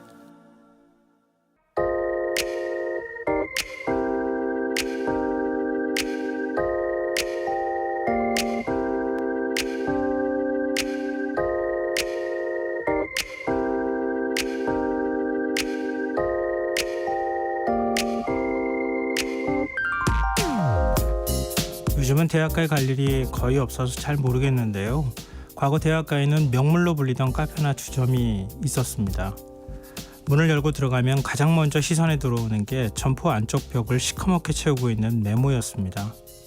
시절 연인의 캐리커처와 이들의 알콩달콩한 연애담부터 실연의 아픔, 고민 상담에 절대 읽지 말자 맹세하며 친구와 남긴 약속까지 벽에 시선을 고정하고 하나둘 찬찬히 읽다 보면 어느새 이곳을 스쳐 지나갔을 수많은 사람들의 사연과 흔적에 자신도 모르게 동화되곤 했죠. 그 시절을 겪은 중년 이상 세대에겐 소중한 추억담으로 들릴 수 있겠지만 요즘 젊은 세대에게는 속칭 꼰대의 나 때는 말이야로 들릴 법한 이야기를 꺼낸 이유가 있습니다. 얼마 전 무인 코인 빨래방이 얼굴도 이름도 모르는 젊은 층의 비대면 사랑방 역할을 하고 있다는 기사를 읽게 됐습니다. 이용자들이 빨래방 책상 위에 남겨둔 공책에 각종 사연을 남기고 있다고 하는 건데요. 좋아하는 사람에게 고백했다가 대차게 차였다. 마음이 아프네요. 누군가 속상함을 토로하자 지금 당장은 마음 아프겠지만 훌훌 털고 일어나실 거예요. 라는 위로가 이어지기도 하고요. 인생이란 뭘까 하는 질문에 나도 궁금하다는 반응이 오가고 결혼한다는 메모에는 행복하세요. 부럽다라는 축하글이 달리기도 한다고 합니다. 열심히 살아보려 상경한 지 한 달이 다 됐습니다. 이곳에서 하루를 끝내는 것에 만족하며 지내요. 아쉬운 것은 아쉬운 대로, 슬픈 것은 슬픈 대로 세탁하듯 씻어냅시다 라는 메모에는 누군가 위로받고 가요. 감사합니다 라는 댓글을 남겨두는 일도 있다고 합니다. 인터넷과 SNS로 비대면 소통하는 것이 일상이 된 세대가 무인 점포 공책으로 서로 소통하고 위로받는 모습 어떻게 이해할까 조금 당황스럽기도 했는데요.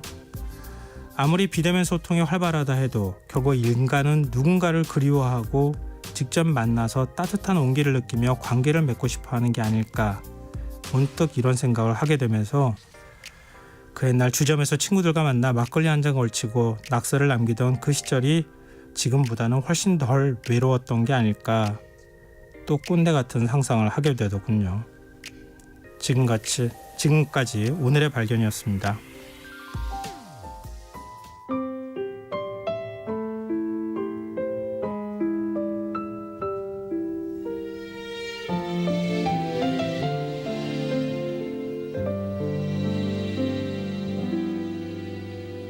부해진 창문을 지우면 늦은 그대 서둘러 오네.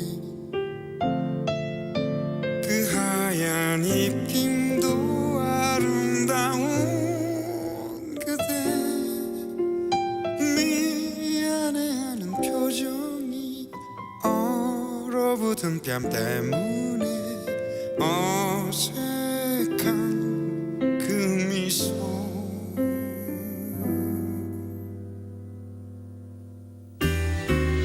그대 늦어버린 이유와 목도리를 푸는 손길도 긴 기다림의 사랑스러운 선물 오기를 찾은 얼굴은 이제야 나를 반기네 우리 오랜만이죠 추억들은 그댄 어떤 아직도 간직하고 있나요 나에겐 소중했던 그대 이 계절의 그 모습이 너무 그리웠기에 다시 시작일 것만 같아서 여전히 그 미소여서 세월은 묻어있지만 날 모르는 그 모습은 아직도 설레요 찬바람에 실려온 그대여 서복히 쌓인 눈길들을 다시 함께 걸어봐요 저 반가운 가로등 속 우리의 길 따라서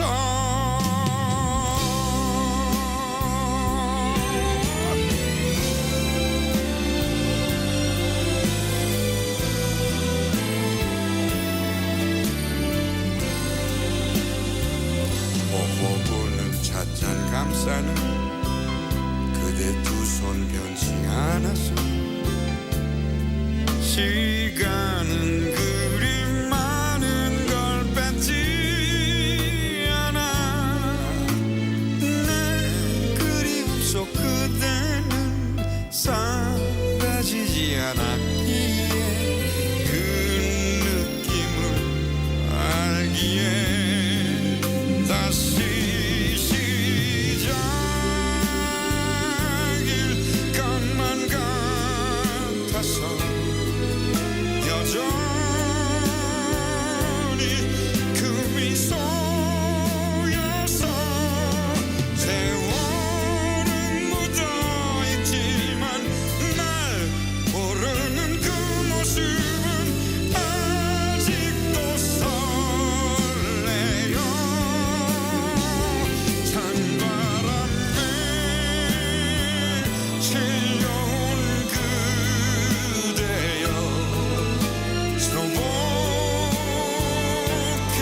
쌓인 눈길들을 다시 함께 걸어봐요 저 반가운 가로등 속 우리의 길 따라서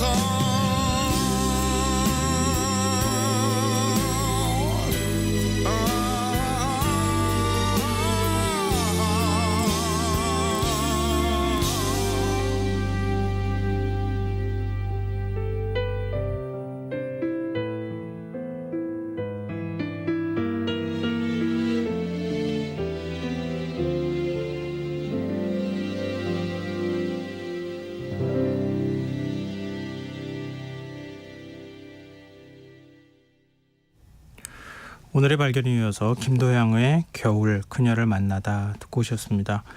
김성환의 시사는 언제나 청취자 여러분의 관심과 참여 기다립니다. 오늘도 청취자분들 의견 계속 들어오고 있는데요.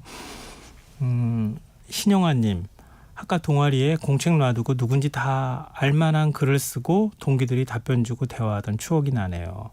나 때의 추억이 추억이지만 그 시절이 그리워집니다. 이렇게 문자 주셨고요. 신우희님, 얼굴은 모르지만 따뜻한 응원의 메모, 서로가 따뜻함으로 채워가며 사회도 좋은 소식으로 가득하면 좋겠습니다. 사람은 혼자서 살 수 없는 거니까요. 이렇게 문자를 주셨고요. 9433님, 그 옛날 한국해양대학교 근처 할매집이라는 식당이 있었죠. 술자리가 3차쯤 될 때마다 마지막엔 꼭 거기 가서 한 잔 더 하러 갔는데 2층 다락방에 있던 숱한 낙서들 무슨 과 몇 학번 왔다 간다던 글들이 생각납니다. 지금 그 할매집은 재개발한다고 먼 곳으로 갔지만 그때를 함께했던 학우들이 생각나네요. 해양대 영문과 듣고 있나? 이렇게 연락 좀 주십시오. 9433님한테. 그분들 그때 그 추억을 함께 나누실 분들을 기다리고 계신 것 같습니다. 그리고 허윤서님, 저희 동네 분식집에도 남녀노소 메모지에 글을 적어서 벽에 붙이고 있답니다. 그림과 글들을 보며 감탄하기도 하고 한 번 더 웃는 마음의 여유가 생겨서 좋습니다. 다가오는 겨울 모두가 따뜻한 위로와 감사함으로 더 행복하기를, 이렇게 문자 주셨습니다. 맞습니다. 아까 제가 무인 점포 말씀드렸지만 다 비슷한, 딱 허윤서님 말씀과 같은 그런 느낌이지 않을까 싶어요. 글을 남겨두고 누군가는, 저는 잘 모르잖아요. 누군가가 위로받고 또 거기에 행복감을 느끼는, 이게 한편으로는 비대면 소통이기도 하지만 또 대면 소통에 준하는 소통이기도 한 것 같아요. 그런 소통이 다 메마른 사회에서 좀 목말라 있는 거 아닌가, 그런 생각이 듭니다. 그런 소통을 우리가 좀 많이 해야 되지 않을까 싶어요. 네, 감사합니다. 청취자분들 문자 또 기다리고 있겠습니다. 저희가 추첨해서 당첨된 분들께 모바일 쿠폰 선물로 드리겠습니다. 참여하실 문자 번호는 샵9730이고요. 짧은 문자 50원, 긴 문자는 100원의 정보 이용료가 부과됩니다. 콩 게시판, KBS 라디오 유튜브 채널을 통해서도 무료로 참여하실 수 있습니다. KBS 라디오 김성환의 시사회와 함께하고 계신 지금 시각은 11시 10분입니다.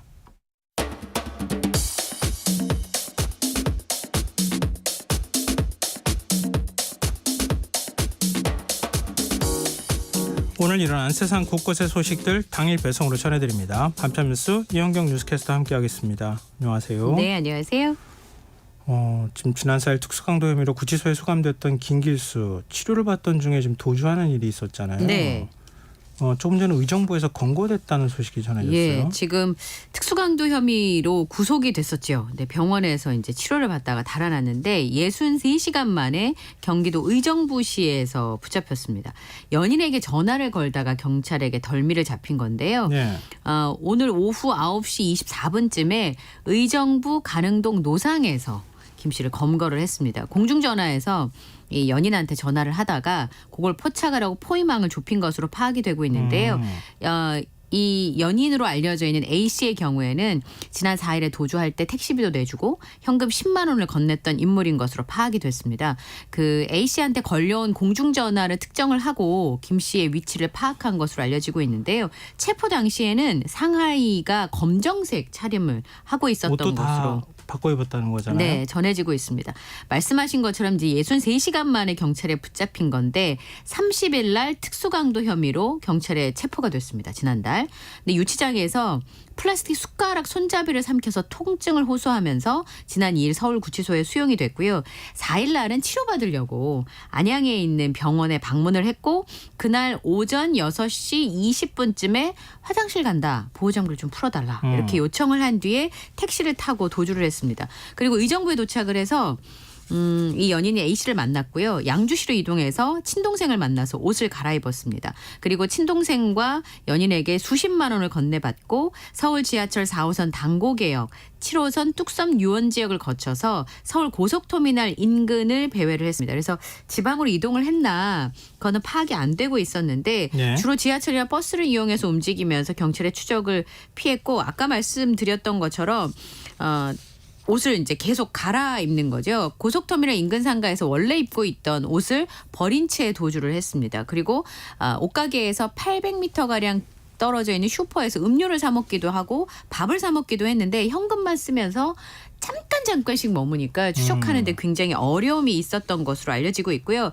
심지어는 옷만 수차례 갈아입은 게 아니라 그 도주하던 동시에 미용실에 가서 머리 모양을 바꿨기 때문에 네. 사실은 쉽게 알아보기 어렵지 않냐라는 얘기들도 있었는데요. 그 동생 만나고 난 다음에 운동복으로 갈아입고 그리고 양주에는 미용실에 들러서 머리까지 하는 치밀함을 보이기도 했습니다. 근데 법무부가 현상금을 500만 원에서 1000만 원까지 1000만 원 올렸죠. 올렸었잖아요. 예. 근데 의정부 경찰이 강력팀 형사들이 잡았다고 네. 그러네요. 근데 지금 이제 특수강도 혐의라고 네. 얘기를 하니까 네. 이제 도주 중에 더 추가 범행하지 않을까 걱정하시는 분들이 상당히 많았어요. 왜냐하면 우선 현금만 쓰고 도주하는 수법이 굉장히 뭐라 그럴까요? 뭔가를 굉장히 잘 알고 있는 사람인 거잖아요. 일반인의 경우에는 도주를 한다고 해도 금세 요즘 CCTV가 원체 많아서 네.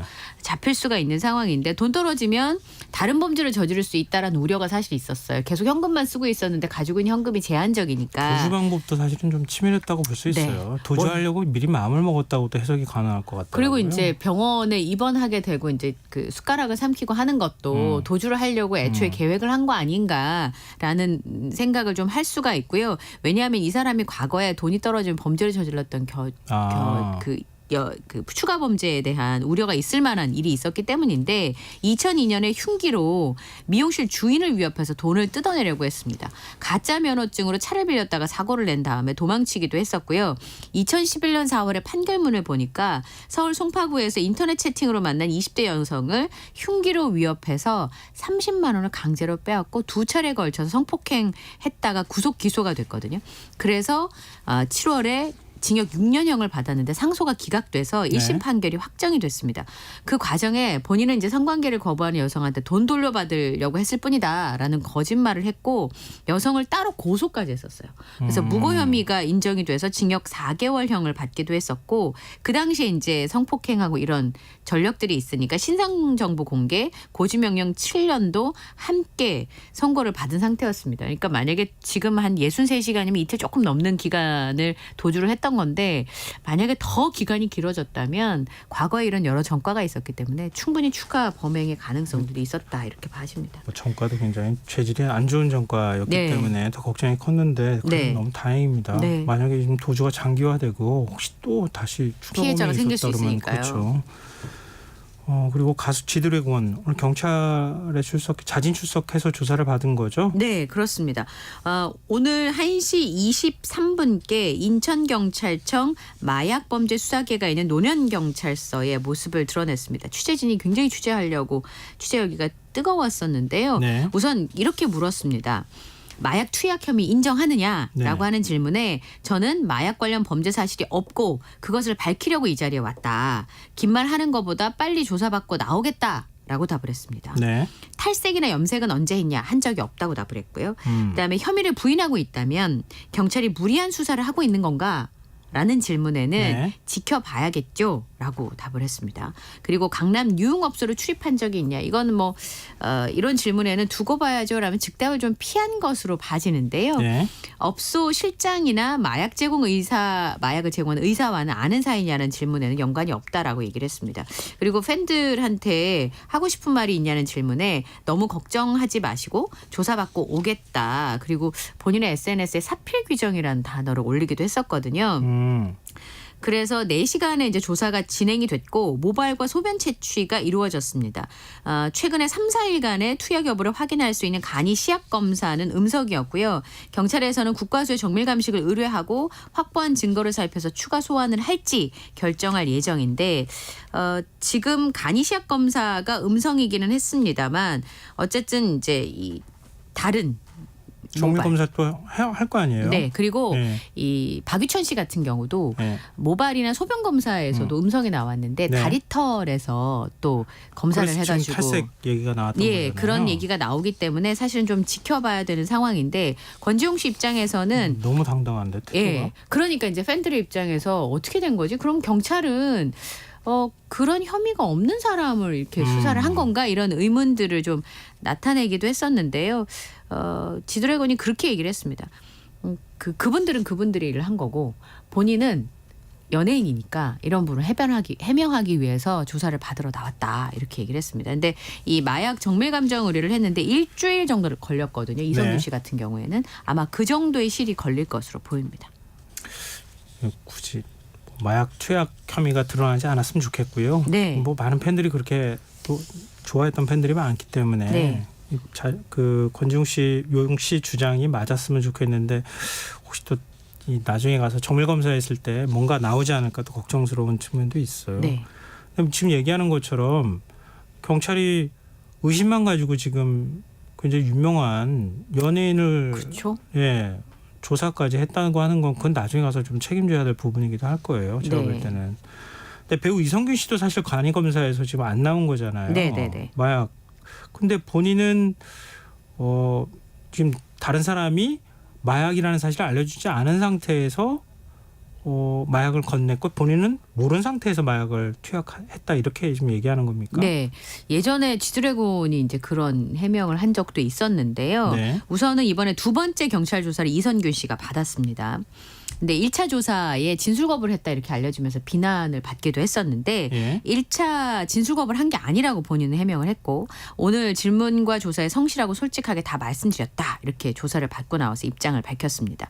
말씀하신 것처럼 이선균 씨는 본인은 몰랐는데 지금 입건된 유흥업소 실장 A씨에게 속았다라는 취지의 주장을 편 것으로 알려지고 있습니다. 뭔가를 건네줘서 먹긴 했는데 그게 마약인지 몰랐다 이런 주장인 거죠.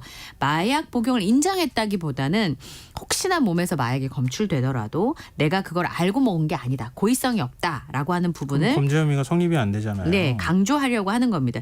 예전에 뭐 같이 비교할 거는 아닌데요. 강남의 음료에다가 마약을 몰래 타가지고 학생들이 모르고 마신 적이 있었잖아요. 이제 네네. 그런 경우는 범행이 이용하기도 하잖아요. 네, 그러니까 마약의 그 고의성이 없기 때문에 그건 범행이 성립되지 않거든요. 그래서 이제 그런 예를 봤을 때 마약은 내가 알고 고의로 먹었다라는 고의성이 인정돼야 되는 부분인데 어쨌든 그걸 부인하고 있는 것으로 보입니다. 2011년에 마약 혐의로 G드래곤도 수사선상에 올랐는데 그 당시에 담배인 줄 알고 핀 것이 대마였다. 라는 주장을 해서 기소유예 처분을 받은 적도 있었습니다. 지금 간이 시약 검사에서 모발을 포함해서 1차 정밀 검사에도 지금 마약 성분이 검출이 안 된 상황이었거든요. 네.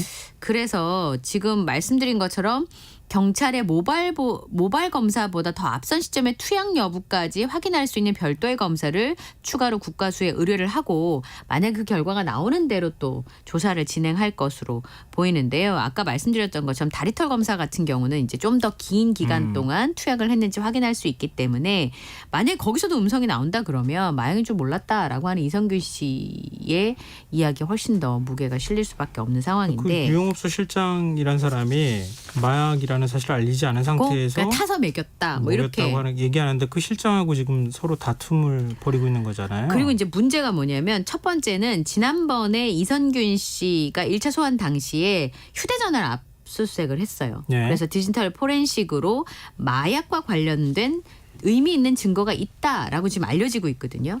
그다음에 두 번째는 네.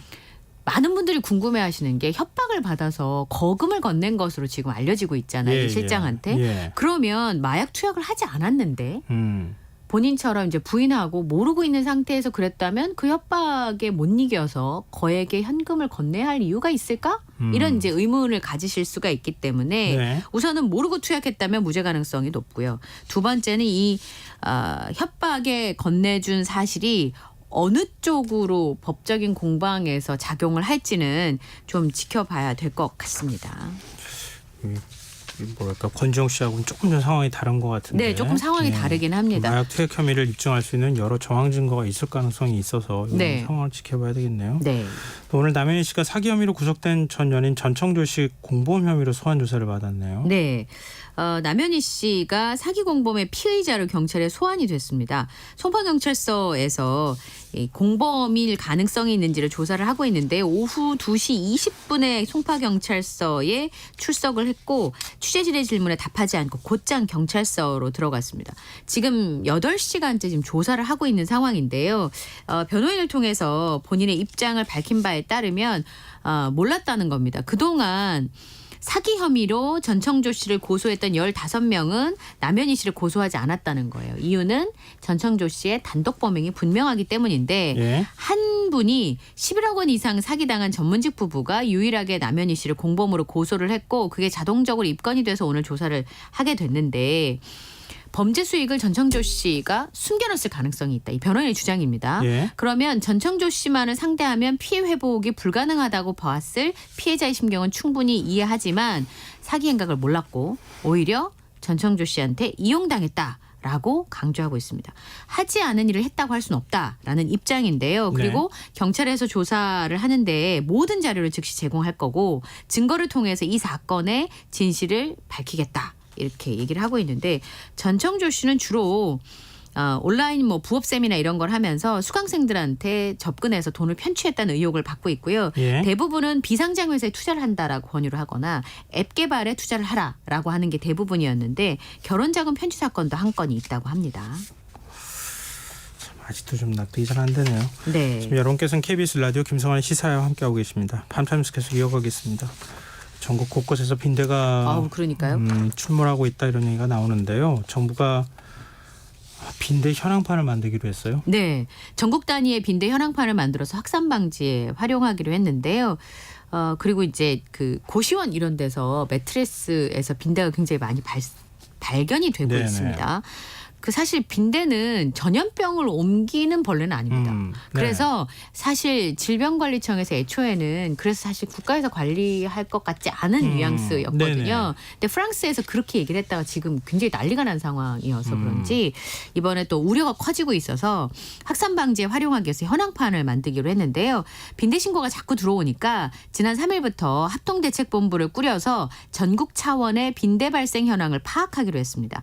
17개 광역지자체에서 빈대 의심 신고 건수와 대처 상황을 보고해달라라는 지침이 내려갔고요. 네. 전국 단위의 현황판을 만들기로 했습니다.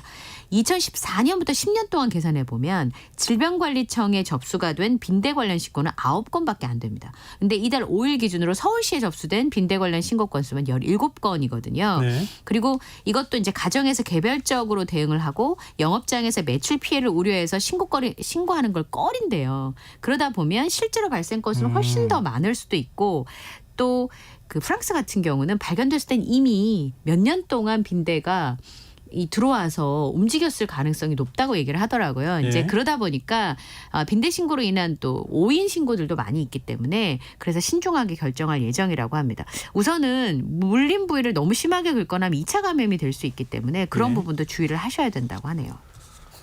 좀 정부가 나설 필요는 있을 것 같아요. 네. 좀 너무 많이 뭐 빈대 신고가 들어오는 상황이어서 예. 이거 그대로 두면 좀 안 될 것 같긴 네. 해요. 오늘 날씨가 부쩍 추워졌는데 네. 이럴 때 또 겨울철 간식이라고 해야 되나요? 네. 붕어빵 찾는 분들이 많을 텐데 붕어빵 가격이 계속 오르고 있어요. 예, 상식을 좀 벗어난 거 아닌가라는 생각이 얼마인데 드는데 그래요? 한 개에 1,000원이에요.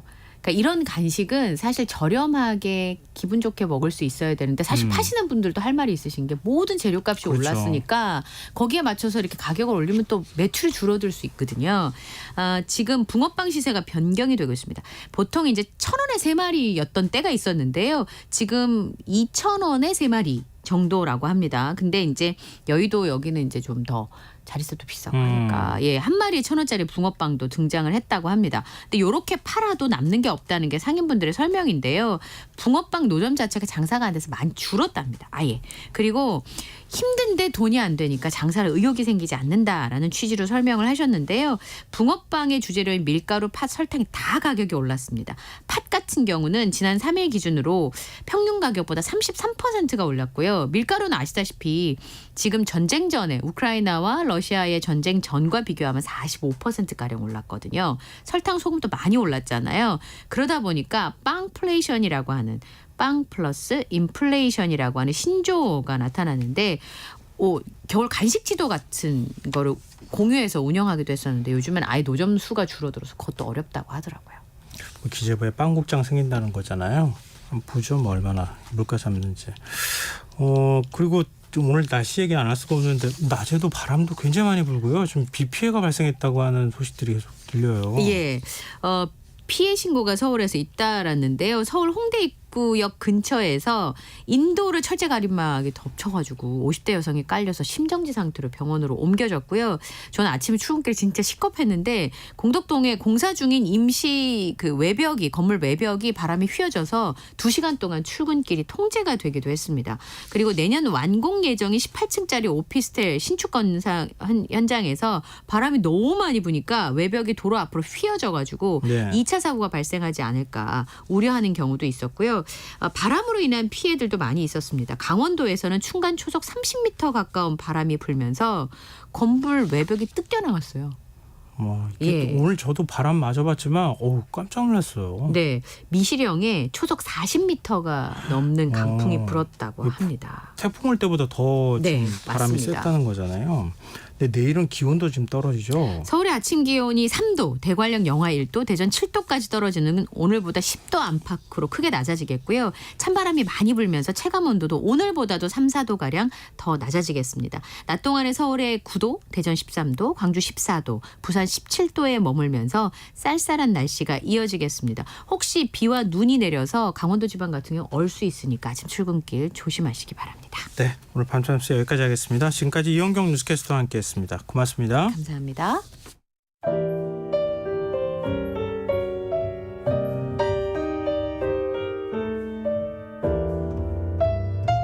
내일의 품격. 김성환의 시사야에서 챙겨가세요. 하루를 마무리하는 시간 꺼내보는 당신의 지식 창고. KBS 1라디오 김성환의 시사야.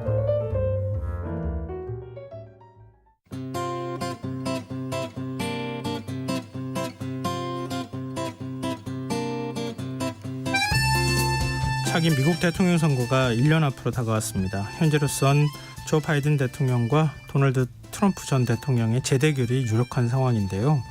이런 가운데 이스라엘과 팔레스타인 전쟁 역시 미국 대선에 상당한 영향을 미칠 것으로 보입니다. 오늘 세계 이면에서는 미국 대선을 전망해보는 시간 마련했습니다. 외신캐스터 전주현 씨 나와 계십니다. 안녕하세요. 네, 안녕하세요. 어느덧 1년밖에 안 남았네요. 그러니까요. 2020년에 의사당 폭동 일어나고 이런 게 엊그제 같잖아요. 네. 근데 벌써 이제 다음 대선을 얘기해야 되는 시점이 와버렸습니다. 근데 전현직 대통령의 맞대결. 네.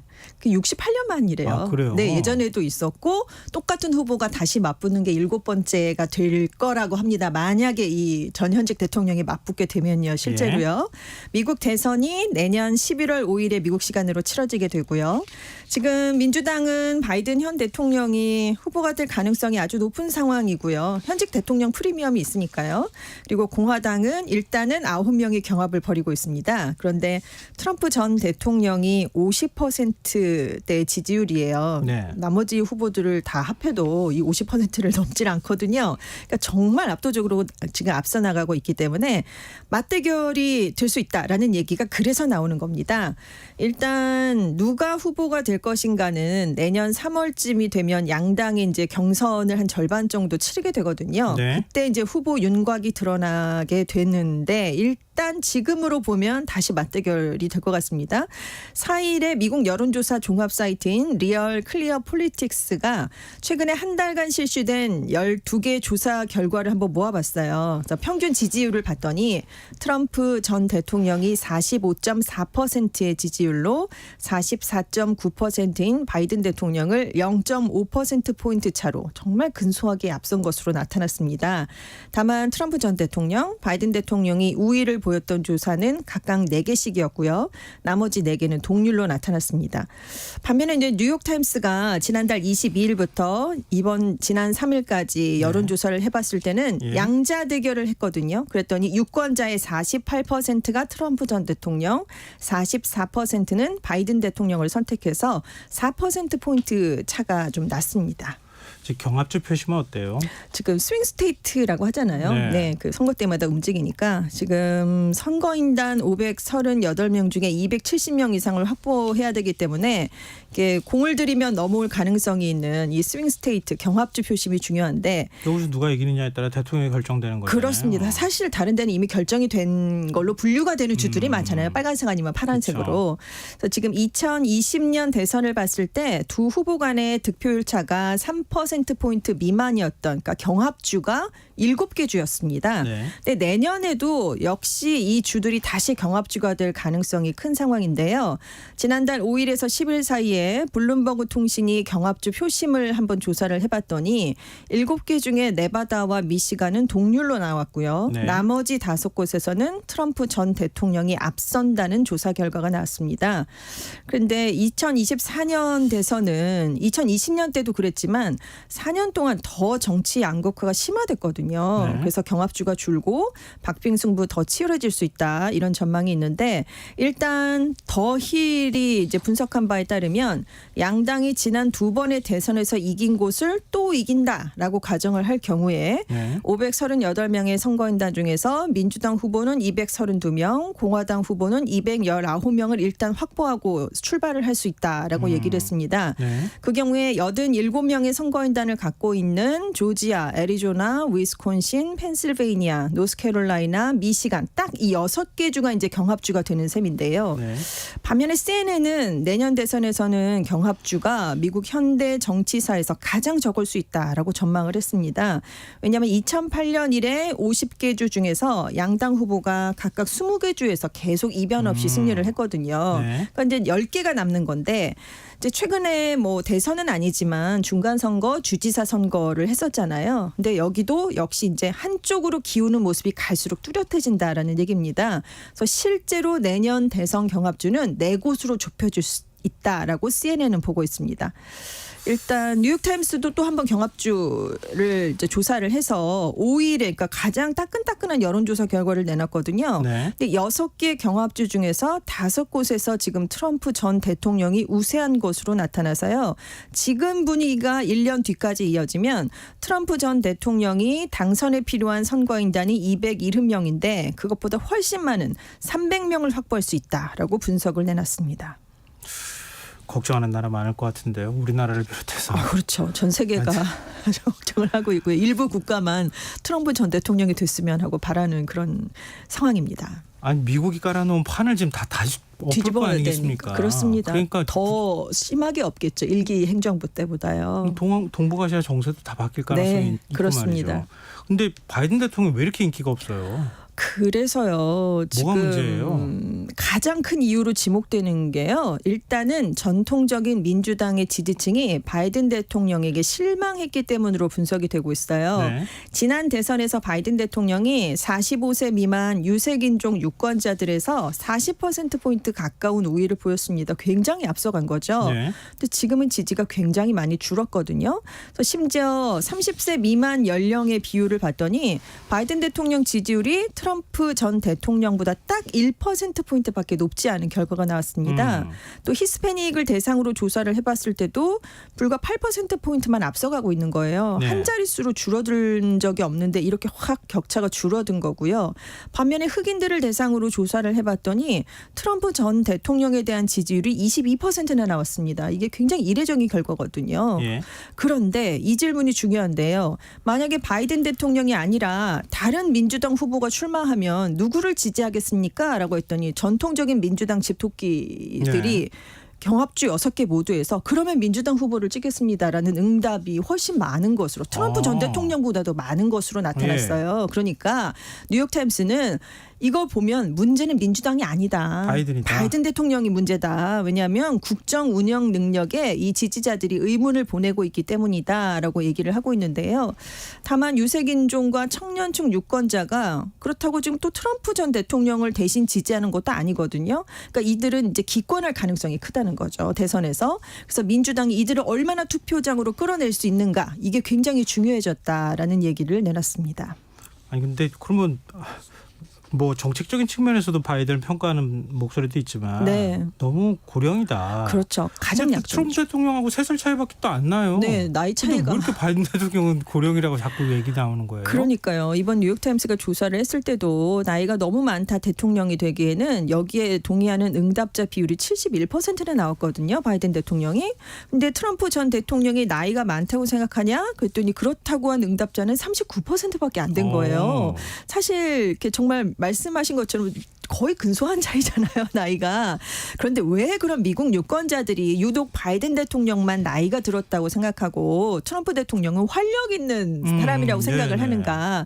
바이든 대통령이 그동안요, 공개석상에서 단어를 잘못 말한 경우가 많습니다. 맞아요. 예. 연설 중에 허공에 대고 악수를 한 적도 있고 종종 넘어졌어요. 그렇기 때문에 이거 나이가 많아서 문제가 되는 거 아니냐라는 것들이 많은 영향을 미친 것으로 보입니다. 80세 대 77세. 네. 사실 그렇게 따지면 바이든 대통령 처음에 대통령직에 도전을 할 때 보다도 지금 트럼프 대통령이 나이가 많은 그러네요. 거거든요. 네, 그런데도 트럼프 대통령은 괜찮다. 트럼프는 괜찮다라고 하고 바이든 대통령은 나이가 많다. 이렇게 인식을 주고 있는 거죠.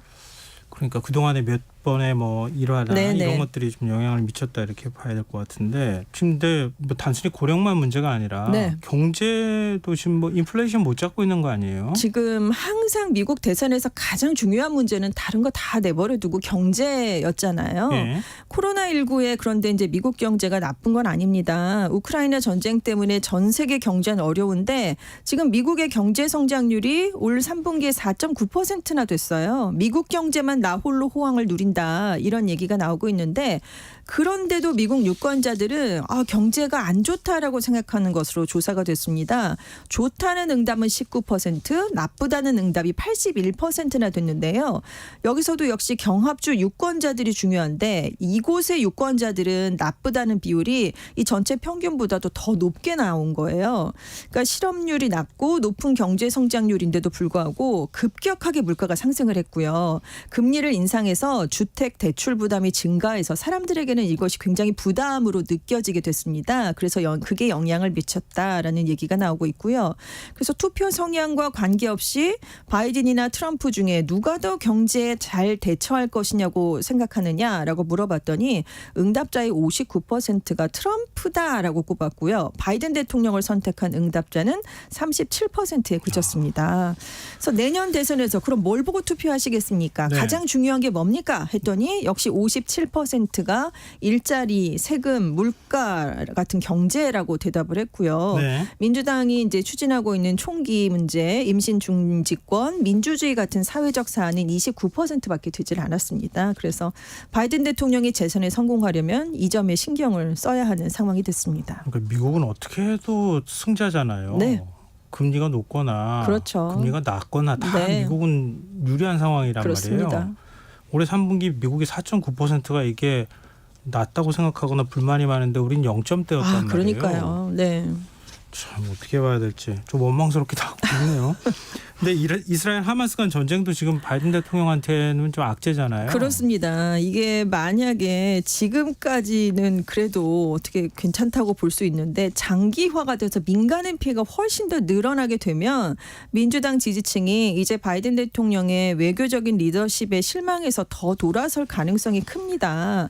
문제는 아랍계 미국인들이 그동안 바이든 대통령, 그러니까 민주당을 지지했었거든요. 그런데 아랍 아메리칸 연구소가 최근에 여론조사를 해봤더니 이 아랍계 미국인들이 바이든 대통령에 대한 지지율이 2020년 대선에는 59%였는데 지금은 17%로 나타났어요. 반면에 트럼프 전 대통령은 예전보다 5%포인트가 높아진 40%로 조사가 됐습니다. 그래서 전문가들은 사실 트럼프 전 대통령이 이 무슬림 이민자에 대해서 강경책을 폈단 말이죠. 이스라엘을 옹호하는 그렇죠. 정책을 펴고 네네. 그런 사람을 오히려 더 지지를 하게 됐다. 이건 사실상 아랍계 미국인이 바이든 대통령에게 등을 돌린 것으로 봐야 된다라고 지금 평가를 하고 있고요. 이 아랍계 미국인이 중요한 게 경합주에 몰려 살고 있답니다. 경합주 표심이 안 그래도 중요한데 아랍계 미국인들이 거기에 많이 사는 거예요. 그러니까 이스라엘하고 하마스 간 전쟁이 어떻게 될 것이냐, 이게 그 대통령에게 미칠 영향이 굉장히 중요해졌습니다.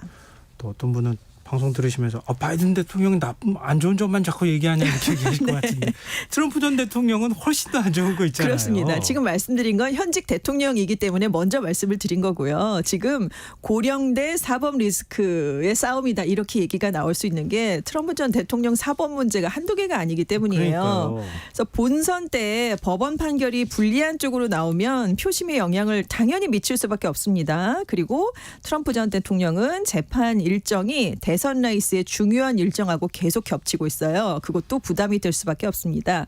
일단 미국 사법부는 내년에 대선이 있기 전에 판결을 내리겠다라는 입장입니다. 그래서 대선 전에 트럼프 전 대통령이 유죄를 선고받을 수도 있고요. 심지어 수감이 될 가능성도 배제할 수가 없는 상황이에요. 네. 하지만 옥중에 옥중 있다고 출마. 해도 자격에 문제가 없습니다. 대선 후보는 될 수 있어요. 만약에 유죄를 선고받고도 승리를 하면 중죄인으로 공인된 인물이 이제 미국 대통령이 되는 전례 없는 상황이 펼쳐집니다. 왜냐하면 미국에는 수감자가 대통령에 당선되면 어떻게 해야 하는지에 대한 절차가 없기 때문입니다. 그래서 지금 트럼프 전 대통령은 지금 자신의 수감이 걸려 있는 거잖아요. 대선에. 네. 패하면 선거에 불복할 가능성이 있을 것이다라는 얘기가 벌써 나와서 2020년대 같은 사태가 또다시 발생할 그런 혼란이 일어날 가능성도 얼마든지 있고요. 반면에 당선이 되면 사법 리스크에서 벗어나게 되는데요. 미국 헌법은 의회 탄핵을 제외하고 현직 대통령 기소를 금지하고 있기 때문입니다. 민주당 내부에서 바이든 대통령 우로는 안 된다 이런 얘기 네. 없어요? 당연히 나오고 있습니다. 오바마 행정부에서 백악관의 선임 고문을 지낸 인물이 있어요. 정치 전략가 데이비드 엑설로드가 지금 최근에 이제 여론조사들이 계속 안 좋게 나오니까 바이든이 출마를 고집하면 민주당 대선 후보가 되긴 하겠지만 트럼프 전 대통령과 맞서서 승리를 장담할 수 있을지는 생각을 해봐야 된다라면서 출마가 국익에 도움이 될지를 결정해야 한다라고 얘기를 했는데요. 사실상 하차해라라는 요구로 받아들여지고 있습니다. 네. 그리고 미국 정가에서는 아예 민주당의 제3 후보론이 계속 흘러나오고도 있는데요. 그러니까 바이든 대통령은 안 될 것 같으니까 미셸 오바마 같은 다른 후보가 이제 대선 후보로 나서야 된다, 나설 수도 있다 이런 관측이 나오는 겁니다. 근데 이제 바이든 대통령 재선 캠페인 측은 대선 1년 전의 예측은 대선 결과랑 다를 수가 있다. 그래서 지금 오바마 전 대통령도 그 1년 전에는 8%포인트 차로 뒤지고 있었답니다. 그런데 1년 뒤에는 여유 있게 승리를 했다라는 주장을 펴고 있습니다. 미국 대선 우리나라한테 어떤 영향 미칠까요? 그게 이제 우리로서는 가장 큰 관심인데요. 네. 일단 바이든 대통령이나 트럼프 전 대통령 모두 똑같은 게 있죠. 아메리카 퍼스트입니다. 미국을 앞세우고 있기 때문에 누가 당선이 되든 미국 우선주의 하에 중국을 견제하는 기조는 당분간 유지될 걸로 보고요. 네. 바이든 대통령이 재선에 성공하면 기존에 이제 한미 간의 협력 수준은 강화해 나갈 것이라는 관측이 많은데 반면에 이제 트럼프 전 대통령이 승리하면 방위비 증액 압박이 더 커질 것으로 보여요. 지난번에도 5배나 올려라라고 요구를 했었기 때문인데요. 네. 그래도 그렇게까지 올리지 않았던 건 트럼프 행정부 1기에 그나마 온건파가 있었기 때문인데 앞으로 2기 행정부가 나오면 강경파로 채워질 가능성이 크기 때문에 압박 수준은 훨씬 더 세질 것으로 관측되고 있습니다. 그 바이든 아니면은 트럼프. 이렇게 가는 게 아니라 네. 바이든에 더해서 방위비까지 더 더한다. 그렇죠. 그럼 우리는 어떻게 되는 거예요? 그러니까. 아, 참.